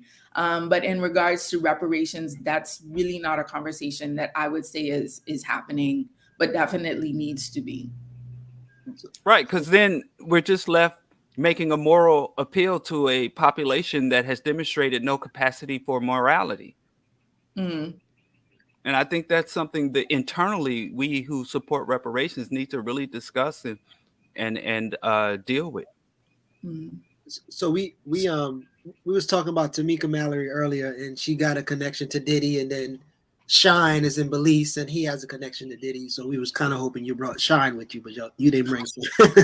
No, but so there's this thing that I was reading about. There's like internal divisions within the group, and I don't know in detail if you know, but do you know some of the like dissension between people in the group and how they feel about Venezuela's region and what in their situation? Like, is there still divisions among the people with that? In CARICOM? Yeah, CARICOM, yeah. Well, I mean, Venezuela, I'm not sure if I understand the question. Venezuela isn't a member of CARICOM. I know that there are like they neighbor. Isn't Venezuela neighboring to a couple of the people in the CARICOM? Guyana, yeah, and Trinidad, yeah, and Trinidad, yeah. And I was hearing that it was like divisions of people within CARICOM, some support and some against it. And mainly I'm asking because even when you think about reparations, you think about like the government or the organization or infrastructure that you want to set up. So I was wondering like what some of those divisions would be like. Are some of the people in some of the countries like socialist orientation or capitalistic, or like kind of how is dialogue with that in terms of the differences? So all of the member states that are in the CRC right now have a capitalist orientation. And the most, I think, that connection that they would have with Venezuela, and if Arlie was on, he probably would be able to speak to this a little bit more, is Venezuelan immigrants. So I know that there are a number of Venezuelan immigrants in Guyana and also in Trinidad. And, here we see some of those internal issues that slavery kind of taught us in terms of who is worthy of being an immigrant and who is not, right? So you will see situations where the Haitian immigrants are not necessarily welcome, but the Venezuelan immigrants get more of a friendly response. So those are some of the things that are happening. But in terms of government or organizational structure in regards to socialism, I don't think that those conversations are happening. So to the point raised by Diallo, and I agree with KD here. I invite you, Diallo, and others to check out our interview with Norman Finkelstein, because it's from him that I get this, this in part at least, this criticism of this comparison to the so-called success stories of Jews and Japanese with reparations, and why I've always been hesitant to fall behind reparations as an issue in exchange for broader political struggle and assuming political power, which I think would be helped by a Pan-African broad-based movement that would benefit everybody. And my point is that in summary, is that the Jews and Japanese, to the extent that these are success stories, they were based on a broader geopolitical allegiance to Western imperialism, and the ultimate material gains were minimal. So the Japanese, I think, got maybe at most like 20 grand for giving up and losing billions in land and businesses. Jews, I forgot the details, but Norman Finkelstein, obviously in the Holocaust industry, details a huge hustle where money was, just appropriated and then went to a handful, as he said. In our interview, he said that he cautioned us, saying that the best you'll get is a few Al Sharptons will get their payments, will get control of the money. I'm sorry. No, just I'll finish here. But so my only point in bringing that up, and even for you, Dr. Hall-Campbell Dean. Sorry, Campbell Dean. I think I've messed up your name repeatedly. Campbell Dean is spelled out in front. Campbell Dean. Sorry about that. Is that I don't want to lose sight of. I'm not saying it is happening. I'm not saying it is either or, but I don't want any focus on reparations to take us away from broader, political struggle to get more than what reparations, even in its broadest sense, I think can likely bring. Go ahead, Diallo. Go ahead. Well, yeah, I found when I read the Holocaust industry, I found it interesting when Norman Finkelstein spoke about his own family, and they received a pension from the German state, and how they never received anything from the reparations fund for the Zionists pretty much took it over. And I, thought about my grandmother receiving Social Security and Medicare in her old age. And as opposed to receiving. So I understand that, but there are, number one, there's certain universalities to reparations. If we're going to have a reparations movement, there's certain universalities to all that unite or tie in all reparations movement, regardless of what the population did with the funds, or whether or not we think the funds or the resources or the concessions given were adequate or not. And one of the fundamental grounding, like you alluded to, where you said many of them became allies of the state, and they used the reparations to make themselves greater and stronger allies of the empire. But each of those, when there was a negotiation, there was either a quid pro quo or some level of consequences that would be leveled if demands were not met. I mean, that's just universal to debt. You can't collect the only thing that makes you the consequences of not paying the debt have to outweigh. The rewards of paying the debt have to outweigh the consequences of not paying the debt. Or why pay the debt? What is the motivation for even acknowledging the debt? Because here in the United States, you have many people on the right that say that Black Americans owe a debt to the United States for all of the privileges and opportunities, that we're not living, as Trump was saying, a shithole country in Africa. So there was a service provided to us bringing us here.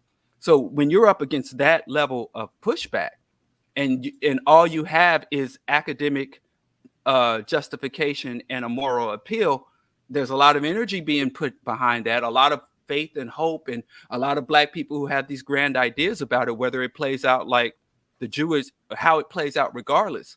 If we're going to have a reparations movement, don't we have to acknowledge some of the rules to securing reparations? I mean, we That have part to I agree with. acknowledge the rules, but I think we have to first get the people that owe the debt to acknowledge that there is a debt. And that's where we are, right? That they have not yet acknowledged that there is a debt to be paid.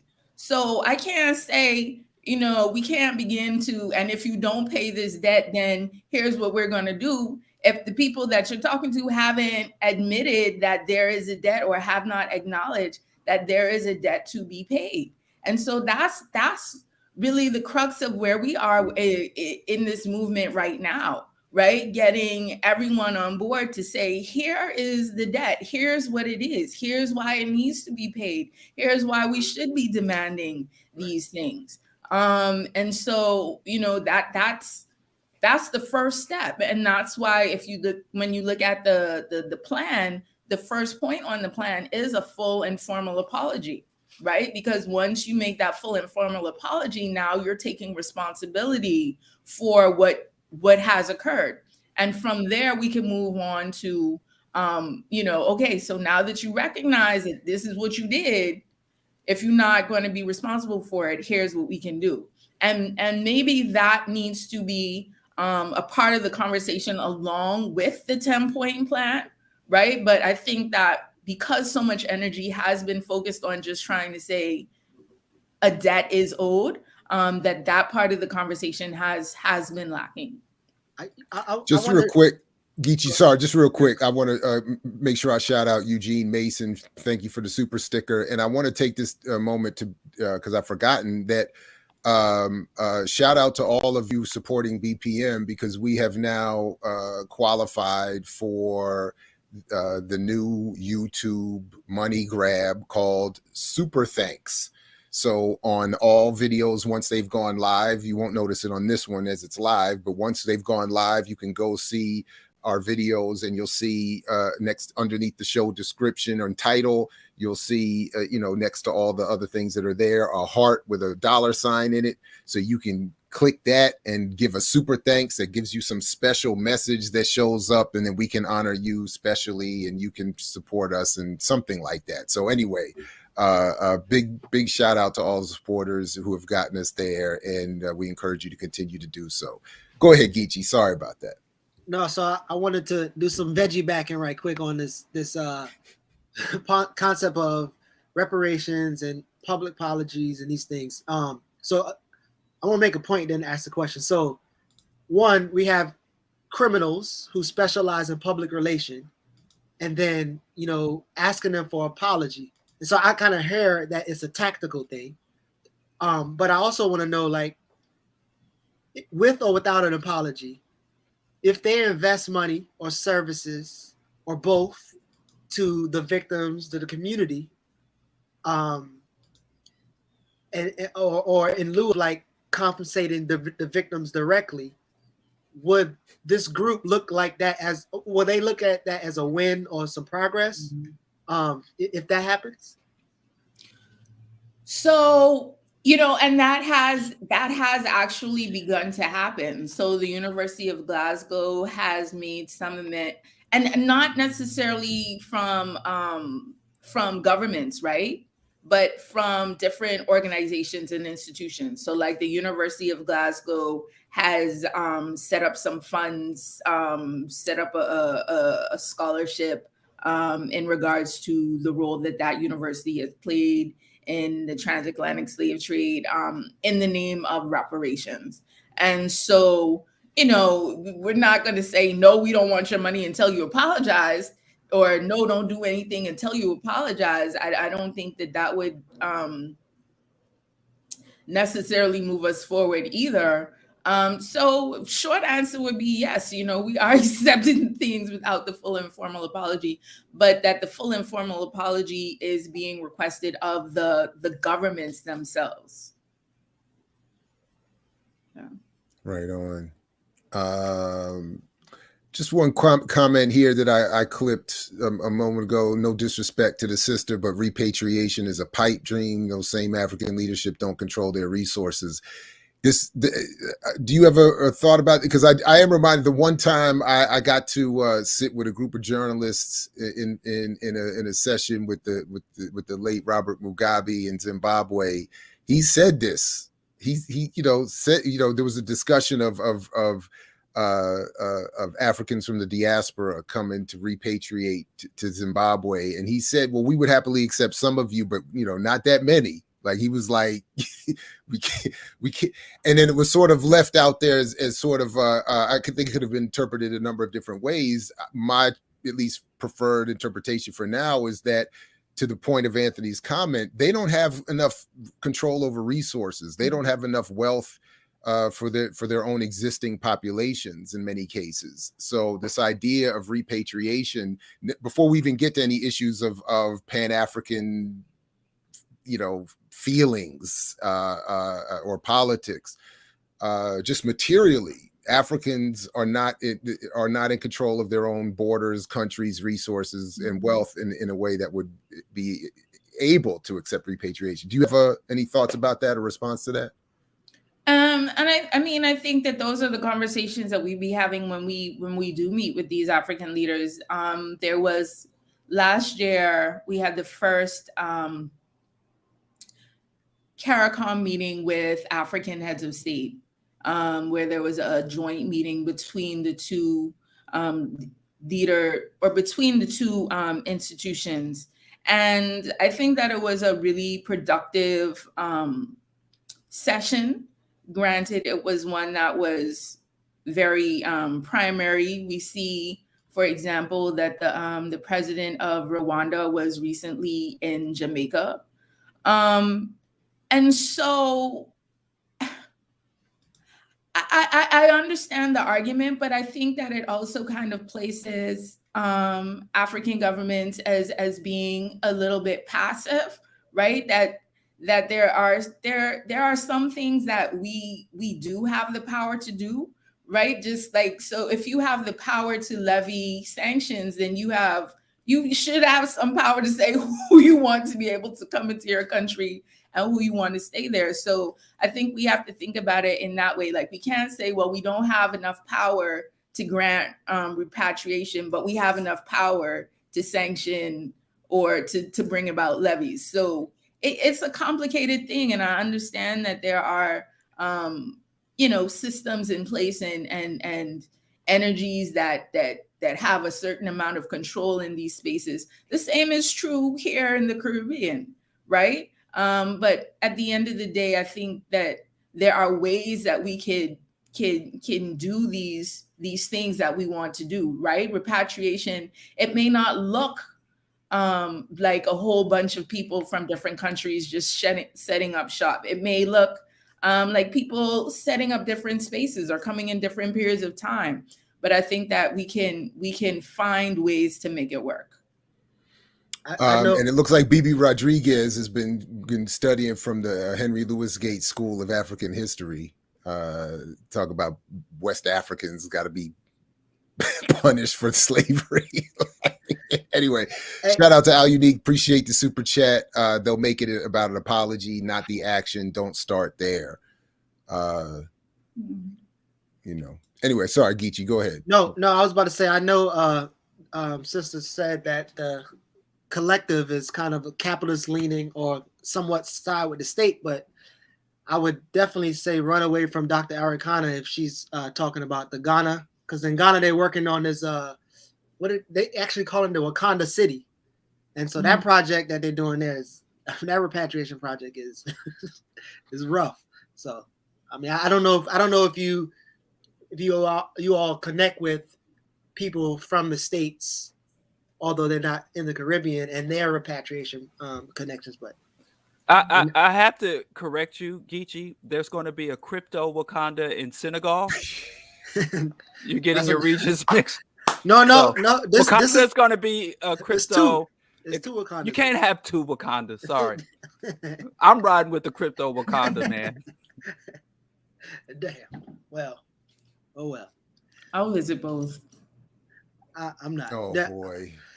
I don't want that. That's a lot right there. I'm not even ready for all of that. Real quick, Dr. Campbell Dean, I mentioned this issue of Pan-Africanism, and from my humble perspective, its value to any project, whether it's reparations or something else.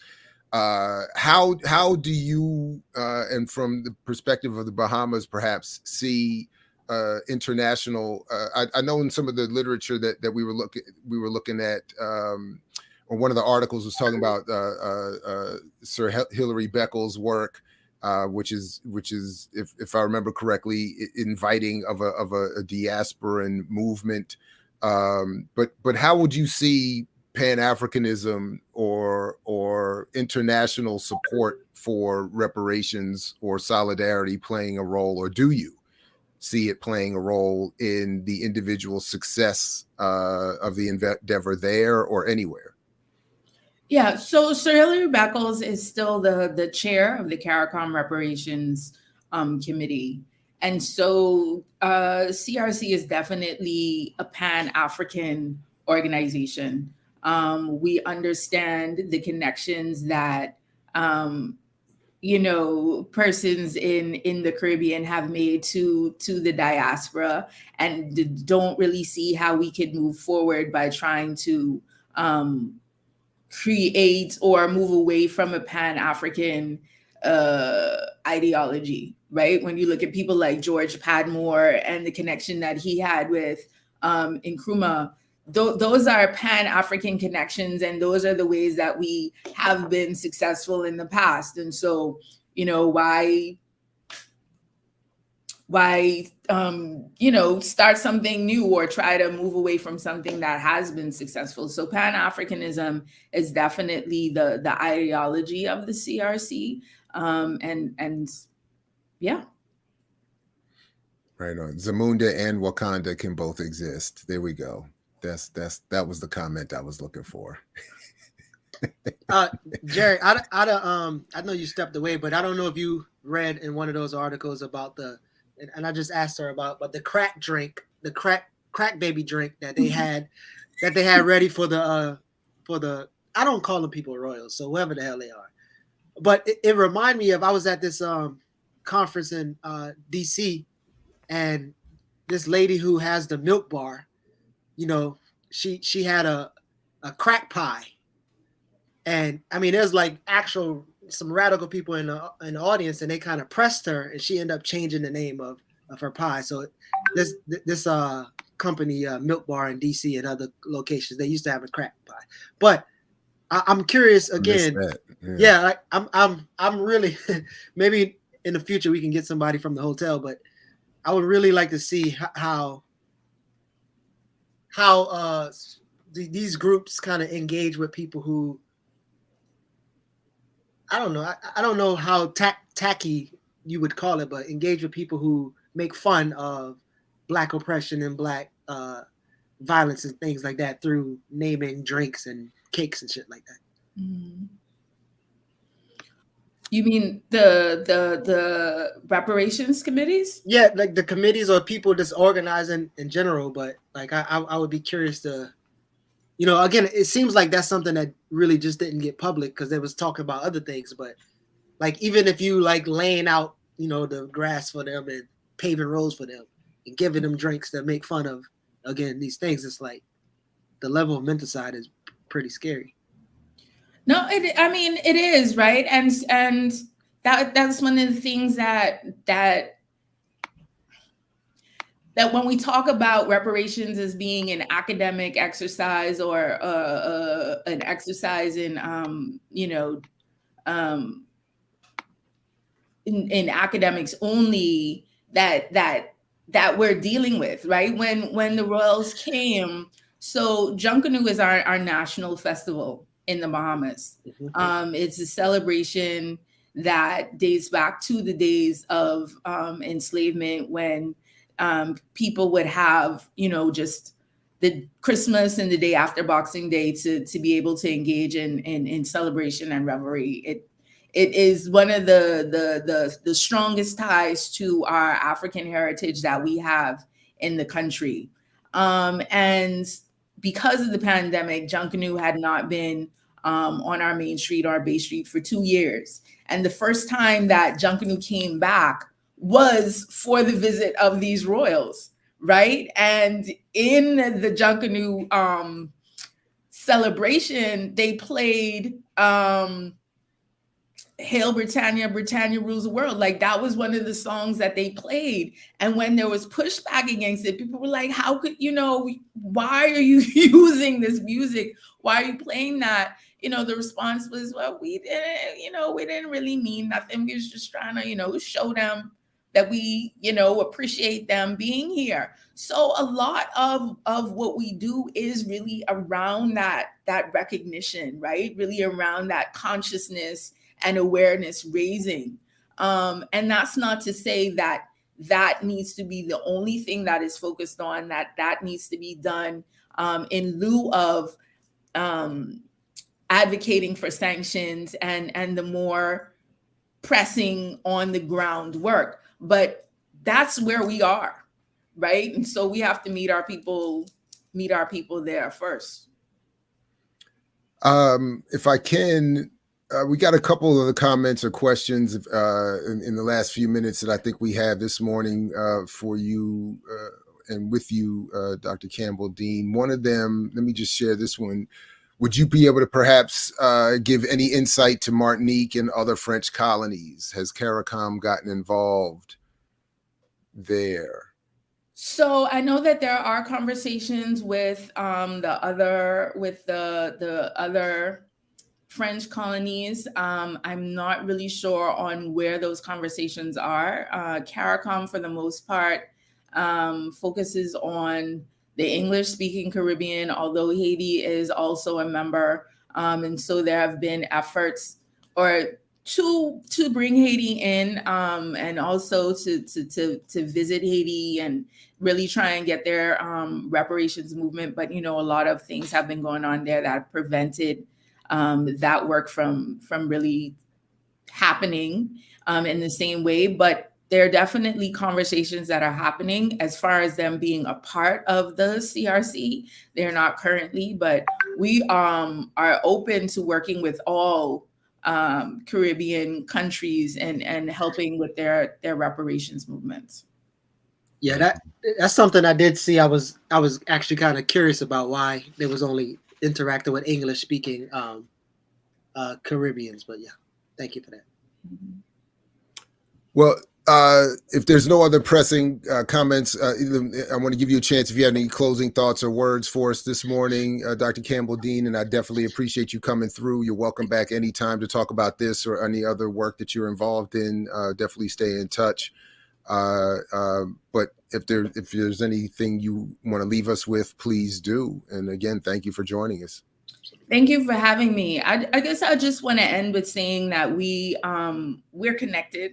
Right. Clearly, as we see, in this conversation today, didn't expect to meet one of my South Carolinian brothers, but our links are there, and that we need to be able to continue to have conversations that show what our links are, because together we can build. And so, sometimes I've seen a lot of conversations coming out of the United States, kind of disparaging CARICOM and the 10-point plan and our reparations movement, or making it seem like our goals are separate from the reparations goals in the United States. And I don't necessarily think that's the case. I think that we're all just basically trying to do the best for our people, right? To find ways for us to be free. And so I hope that we would be able to continue to have these conversations to show how our goals are really aligned and to make movements towards doing that. Right on. Dr. Niambi Hall-Campbell Dean, thank you very much for joining us. The link to her work and more is in the show notes. And as I said, we'll definitely keep in touch. Thank you very much for joining us. And as always, as Fred Hampton used to say, we say peace to you because we see you willing to fight for it. And we'll catch you another time. Thank you very much. Thank you. All right, everybody, if we can, let's take one more quick break and then come back. I think we got a couple other things to get to with fellas before we get out of here. Again, big shout out to Dr. Campbell Dean and for a great conversation. Back in just a second. I mix what I like, what I like, what I like, what I like, what I like.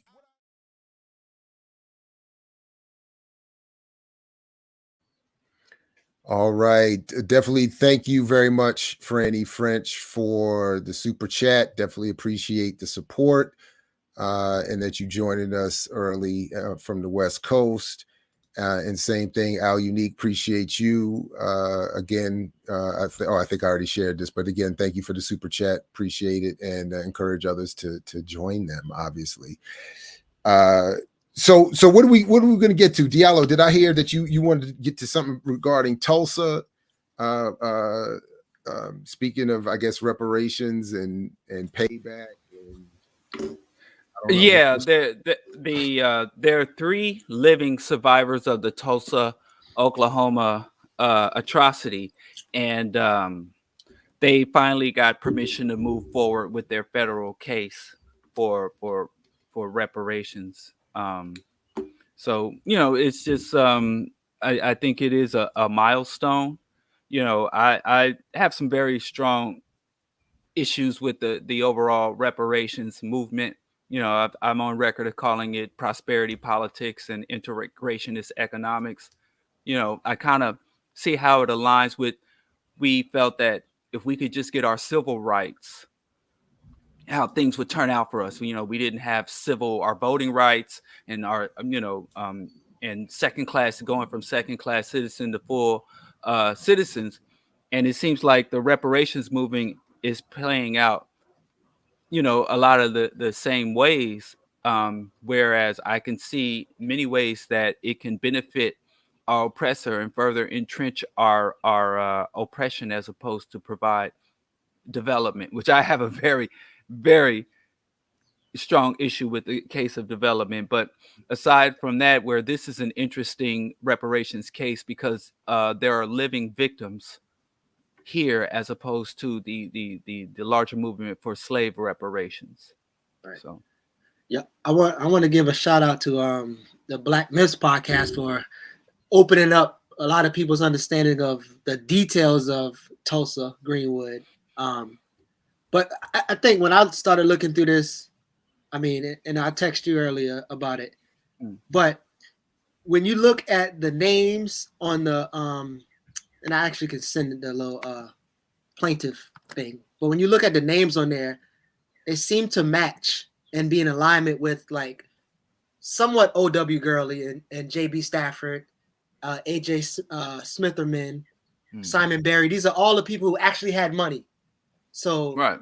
They was wealthy. They owned a bunch of property, and it seems like all of it is, even the church, like the church that's on the list. O.W. Gurley found that church, and I'm curious if the majority of 95% of them was living in poor, deplorable conditions and working for white folks. I'm curious those descendants if they even have a voice or even a part of this proceedings, because I'm not really seeing anything yet. But this is kind of unique because again, it's focused on the living victims. So it's not really as we understand reparations to be something that is entitled to the descendants. This is more akin to paying off those who lived through it. So I don't think the scope is that as large as it should be. But I do believe that if it were, they would probably have some standing in the case. But again, there's only, I think, 3 survivors left at this point, and that are on the case. So, but it's really interesting. But again, I think that the moral appeal, like I do respect, I'm very familiar with, Dr. Conrad and Samori Grace's work on, making the appeal, getting the academic records, tying in the existing corporations and following the money.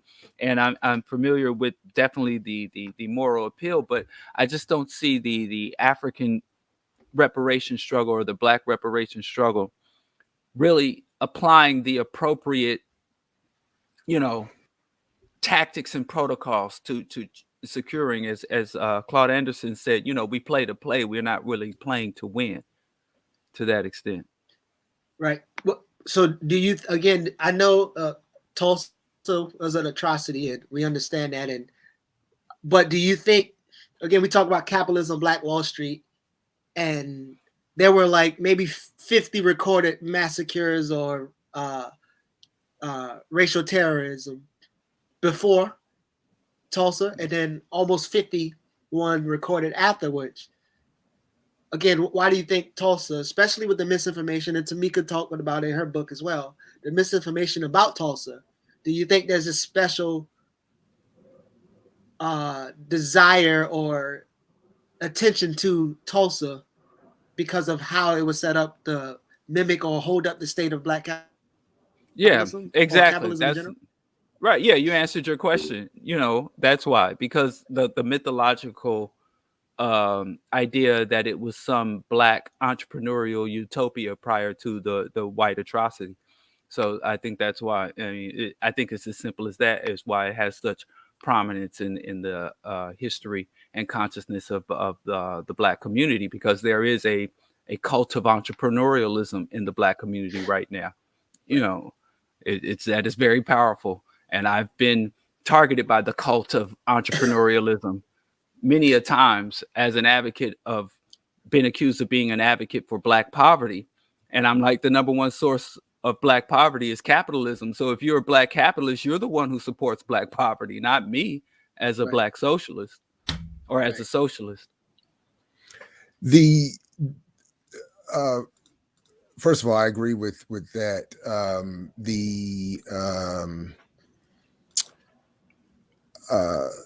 Damn, I just lost the train. What was I going to say? I've been trying to just skim this over real quick. What was I just going to say? Anyway, I agree with that. Anyway, it doesn't matter.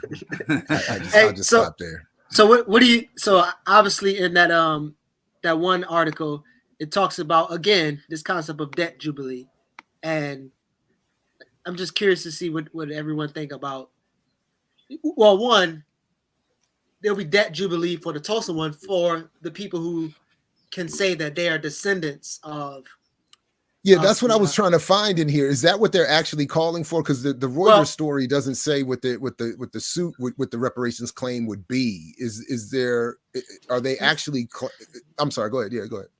No, I think I was looking through that too, but I don't think I saw anything about the debt jubilee. But because it explains the harm, I'm seeing where it explains the harm, and they're laying out the case for why. But I'm just trying to see if they actually say this is what we want, what the specific goal of the suit would be. That document right there looks like the family and the institutions of the wealthy people gonna get a cash settlement or get some money, and then the opportunity to build. And then it actually even talked about how the government stopped. Remember, when Tulsa rebuild, I think it was one of the people who helped them rebuild. One of the people on there, I can't remember his name. B.C. Franklin was the lawyer who kind of helped them rebuild, but they said that there was a discriminatory ordinance that was kind of stopping the residents from rebuilding, and in that lawsuit, that's included in there. So, but again, I think it's only for the wealthy folks. Well, I mean, if you look at a lot of the larger reparations movement, where they're talking about college and entrepreneurship, where most Black people are workers, or if you look at ADOS, Foundational Black Americans, or Ice Cube's, the Ice Cube's contract with Black America, most of the reparations plans are oriented towards the interest and ambitions of the upper 10% earners of the Black community. So, that doesn't. That's what I was going to ask about. So because I didn't watch it. Again, we might have to do this for, maybe we could do this here or for Not By Myself. But I did see that Killer Mike sat down with Herschel Walker. So I don't know what that. I don't know how he would have. I guess if he would have blended Herschel Walker's Black capitalist, we don't want reparations argument with his Greenwood Bank initiative to say, don't give us reparations, just invest in our bank, and that is reparations. I don't know what that conversation could have been like. That, yeah. Anyway, yeah, yeah. I'm sorry. No, I'm saying I'm pretty sure that's what it is, because, and that's what I was kind of hinting to with the Caribbean group. If you're siding with the state, if you're saying, oh, British monarch is good, but that's just a little stain of it. If capitalism or Black capitalism is your thing, that's all reparations is going to do, is give you more funds to do a damn Floyd McKissick situation again. So, yeah, well, that's also the whole talk to everybody early, where we say, we need to talk to everybody. I don't really support the fact that we need to talk to everybody. I'm very much in favor of shunning and silencing, people in certain areas when they show themselves to be so hostile to the interest of African people, So I don't know why. I mean, it's just another, not that Killer Mike is I'm trying to avoid name calling and giving people negative nicknames. I'm trying to grow up since I'm in such esteemed company. I don't want to bring y'all down with me like Bobby did Whitney. But all I'm saying is we don't need to talk to everybody. Everybody don't deserve a place or a voice or even acknowledgement. Let me just leave it at that. And Killer Mike talking to Herschel Walker, who is he's, you guys familiar with that book, The Turner Diary? Oh, yeah. In the Turner Diary, they point out that they anticipate when the race war begins that there will be a population of Black people who join the whites in exterminating the rest of the Blacks. And I think they even had a title for them, like cooperating Blacks or something like that. And so he's one of those. He's one of those that the fascist white nationalists say, hey, when we start the war of extermination or expulsion of the Black leeches on the white society, we'll have many Black people who will support us. And even in official documents, the government wrote about the Blacks. If there was a Black uprising, they could anticipate a significant number of Blacks fighting with the government. Absolutely. To put down Black rebellion. So, Herschel Walker has professed that he's one of those types. Malcolm X. When they why are they talking to him? When they start the trains to the death camps, I've been joking for years, they're going to have us watching Tyler Perry movies and, and Henry Louis Gates lectures. Right. And and everybody will be pacified and quiet and smiling, and Oprah Winfrey shows. We'll be watching all of it. And now Herschel will come through and give everybody a high five and his playing highlights from his football career. Right. And so why how can you justify sitting across from an open and enthusiastic race traitor? How do you justify that? What is to be said? So you know what I noticed? So there's this report, that big report that I think that Two Black Them had, that it talks about how most of them was living in certain conditions. But I'm seeing a lot of articles, and that's the report for Oklahoma Commission study.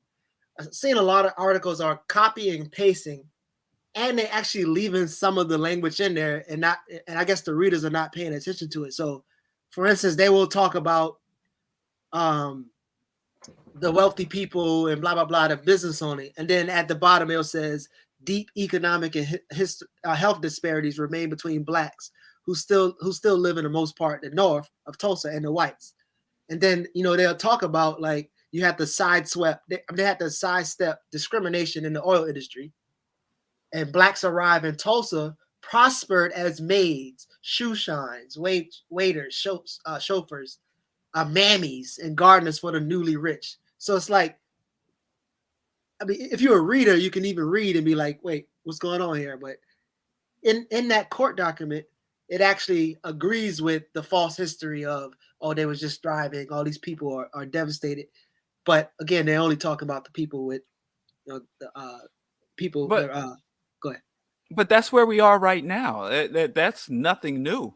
Where we have black people, the poor and working class black people have these elite blacks set up as hashtag goals, or what they call aspirational Negroes in the good old days. So that's something we've always contended, the lack of class consciousness. Which is understandable more so back then than now. The lack of class consciousness in the post civil rights or post integration era versus a Jim Crow era. But yeah, we still struggle with that to this day, where black people falsely thinking our interests align with the wealthiest of our group. Damn, so you mean to say Kevin Samuels didn't really care about us? Was he rich? I hope so. I hope he got a I couple don't checks. know. Dame Dash has forbidden me to watch other men's pockets. Oh wow! So I don't know. But was he rich? I mean, he dressed nice. I mean, he was sharp. But I know mad sharp dudes ain't got two nickels to rub together. So. But he was sharp, so I didn't know he was rich. Honestly, I only watched maybe a total of 20 minutes of his content, and in that one or two settings, he suggested he was well off, in the sense that a lot of the argument was high value. High value. That's right. Thank you. High value, and not trading down, and women not, being attracted to broke men, and stuff like that. He pretty much tried to pull a Reggie on Jared then, because if he's talking about high value men and he's not one of them, that's equivalent to Reggie saying that you need to be wealthy to talk about money. He said, I'm too broke. He said, I can't talk about making money because I don't have any. He actually, it says that he's worth $4 million, so he's up there in the upper 1%. He's a member of the 1%. And like Tamika says, he earned every bit of that money for his knowledge.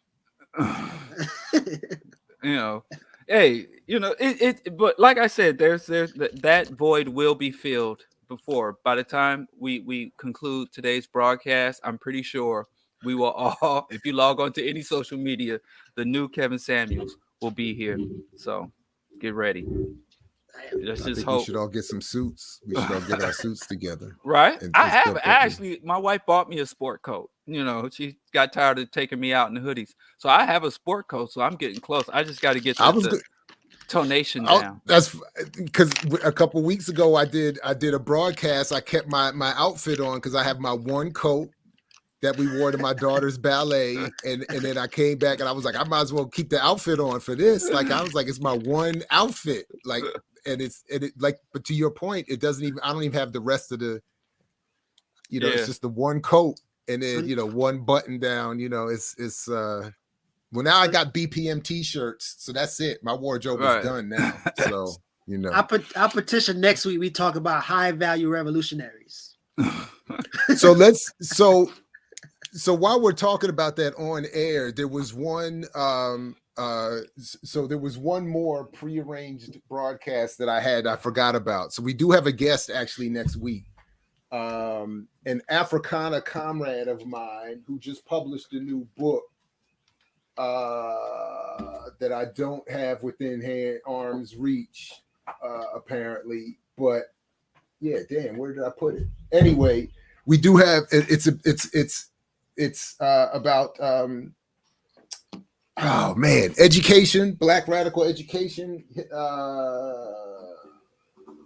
Anyway, so we do have, at least for part of the show next week, a guest on that. I'll have to get the details together. My bad on that. But we could talk about, what would you say? High value what now? High value revolutionaries. Yeah, and it's so funny that they literally use like auction block language in terms of value and placing a monetary value on the worthiness of Black people to be loved, to be desired. It's literally plantation auction block lingo that they got black people regurgitating about each other. That actually, I don't know if that. Well, this probably shouldn't connect, but that I did think one day I want to be a part of a committee that did a revolutionary power ranking. Like, so for instance, John Henry Clark, we might give him 70 or 80 or something like that, and the next person, and a bunch of people get together and kind of advocate for what their power ranking should be. I don't know if that will be high ranking revolutionaries. Then what do we do with that once we get it? Well, I mean, just like something that you published, and then if somebody want to debate it, like, oh, I think Marcus Garvey need to be a 99, then they can come and present that, which, there was a book that I think there was supposed to be additional volumes, the official registry of Uncle Tom's. You guys are familiar with that? It came out just after. That does sound familiar. Yeah. That book was a masterpiece. Yeah. I don't know where my copy is, Nope. but that's what we really need. Oh, we can do both. We can do the power rankings and canceled. Huh? I don't support. I don't support the narrative around cancel culture and cancellation. Well, what we gonna call? What did you say? That you okay with leaving people out? So whatever word you want to use, that's what. Expulsion. Yeah. Because a lot of times people will go, once they're canceled, they can go to other people's community and have great success, and then it makes us look impotent.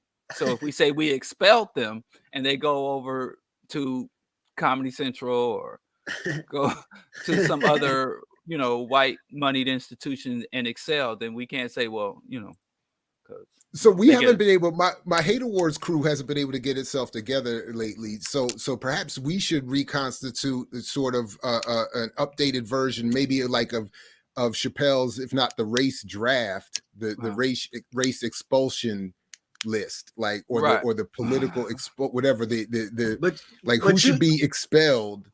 But you guys always tearing people down. Y'all so negative and filled with hate. So you're gonna have to do the power rankings too. And the positive people to study. Right. I would study this person. This person. So, go ahead. No, I mean, human beings are genetically predisposed to going towards and giving attention to negative things as opposed to positive things. Pretty much.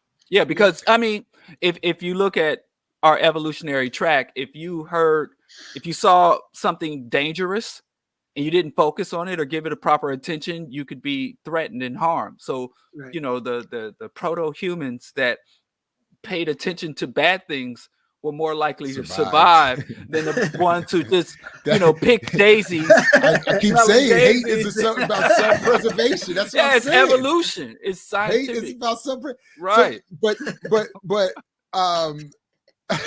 it's true. It's in my DNA.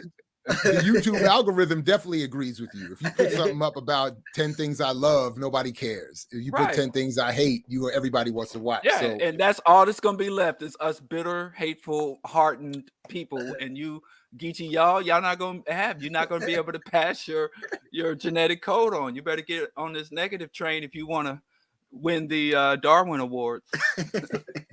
That's what we should. The Darwin Awards are funny. I hate to admit that. We got to find out the details on Brother Samuels and find out if he got one. You know what I mean? But so I don't know if you all are planning to read this book, but now that I've read it, and I'm not sure he and Dr. Dove are going to come on. Now I don't want to let the fact that I read it go to waste. I would like to have a discussion of it. So whether we do that collectively or if I do that on my own, I would. So at some point, if this is on your radar or can be, and then the guest we're having next week is Dr. Brian Lazinski, who is the author of this new book titled "My Emancipation Don't Fit Your Equation: Critical Enactments of Black Education in the U.S." So definitely come on back next week for I believe I think he's coming on at 9:00. So about half the show, at least, he'll be on for that. And then we'll see what else we can get into. Fellas, I do have to jump. I don't know if you all want to keep it going, and you're welcome to, but I do have, unfortunately, I don't mind going to this meeting, but I do have a meeting to get to. But I want to thank you both and our guest, Dr. Niambi Campbell-Hall, for coming through. Big thanks to Josh and Aaliyah for helping put the show together. And thanks to everybody who was here live and to those who will see this later. Fellas, Brother Diallo, do you each have anything to promote, things coming up on your platforms or elsewhere? You can just at Bro Diallo. And I started a new broadcast on Wednesday nights called Politics and Bullshit, where I just get to be hateful and talk more about, pop culture and gossip and tabloids and video games. So, I can really, I guess I do that now on this show, but I like to pretend that when I'm in the proper settings, I'm more formal. So anyway, check out Politics. What time on Wednesday nights Bullshit. Is that? 7 p.m. to 9 p.m. Central. It's broadcast on Q4 Radio. If you're outside of the Chicago broadcast area, you can reach it at q4.org or at Politics and Bullshit, Politics XBS on YouTube. So right on. Big fun. But don't come there for any type of education, right? Yeah. I told you it's bullshit. I told you, I'm trying to tell you. Politics, right, and bullshit. So. Politics and bullshit, but but bullshit. I'm saying, right. If you want to hear a radical analysis about bullshit, just come. To get you through Hump Day. Word up. Right, and Wednesday's the only day my wife allows me to drink coffee, so I'm wired up on that day. So it's a good way for me to burn it. Shout out to the wives, man. for my weekly coffee. Yeah, that's it. All right, right on. What about you, Geechee? Ain't nothing going on but the rent, brother. That's all. Okay. All right. Well, other than we still trying to schedule people for the Where Are They Now, but that's about it. Okay, right on. Well, definitely make sure you've hit all the buttons for all of these platforms and stay tuned. Definitely get that merch, get that good BPM stuff, and help support the channel. And we'll catch you next time. As always, like Fred Hampton used to say to you, we say peace if you're willing to fight for it. Thanks to the fellas here, to all of you. Catch you next time here at I Mix What I Like. Peace, everybody. Peace. I mix what I like, what I like, what I like, what I like.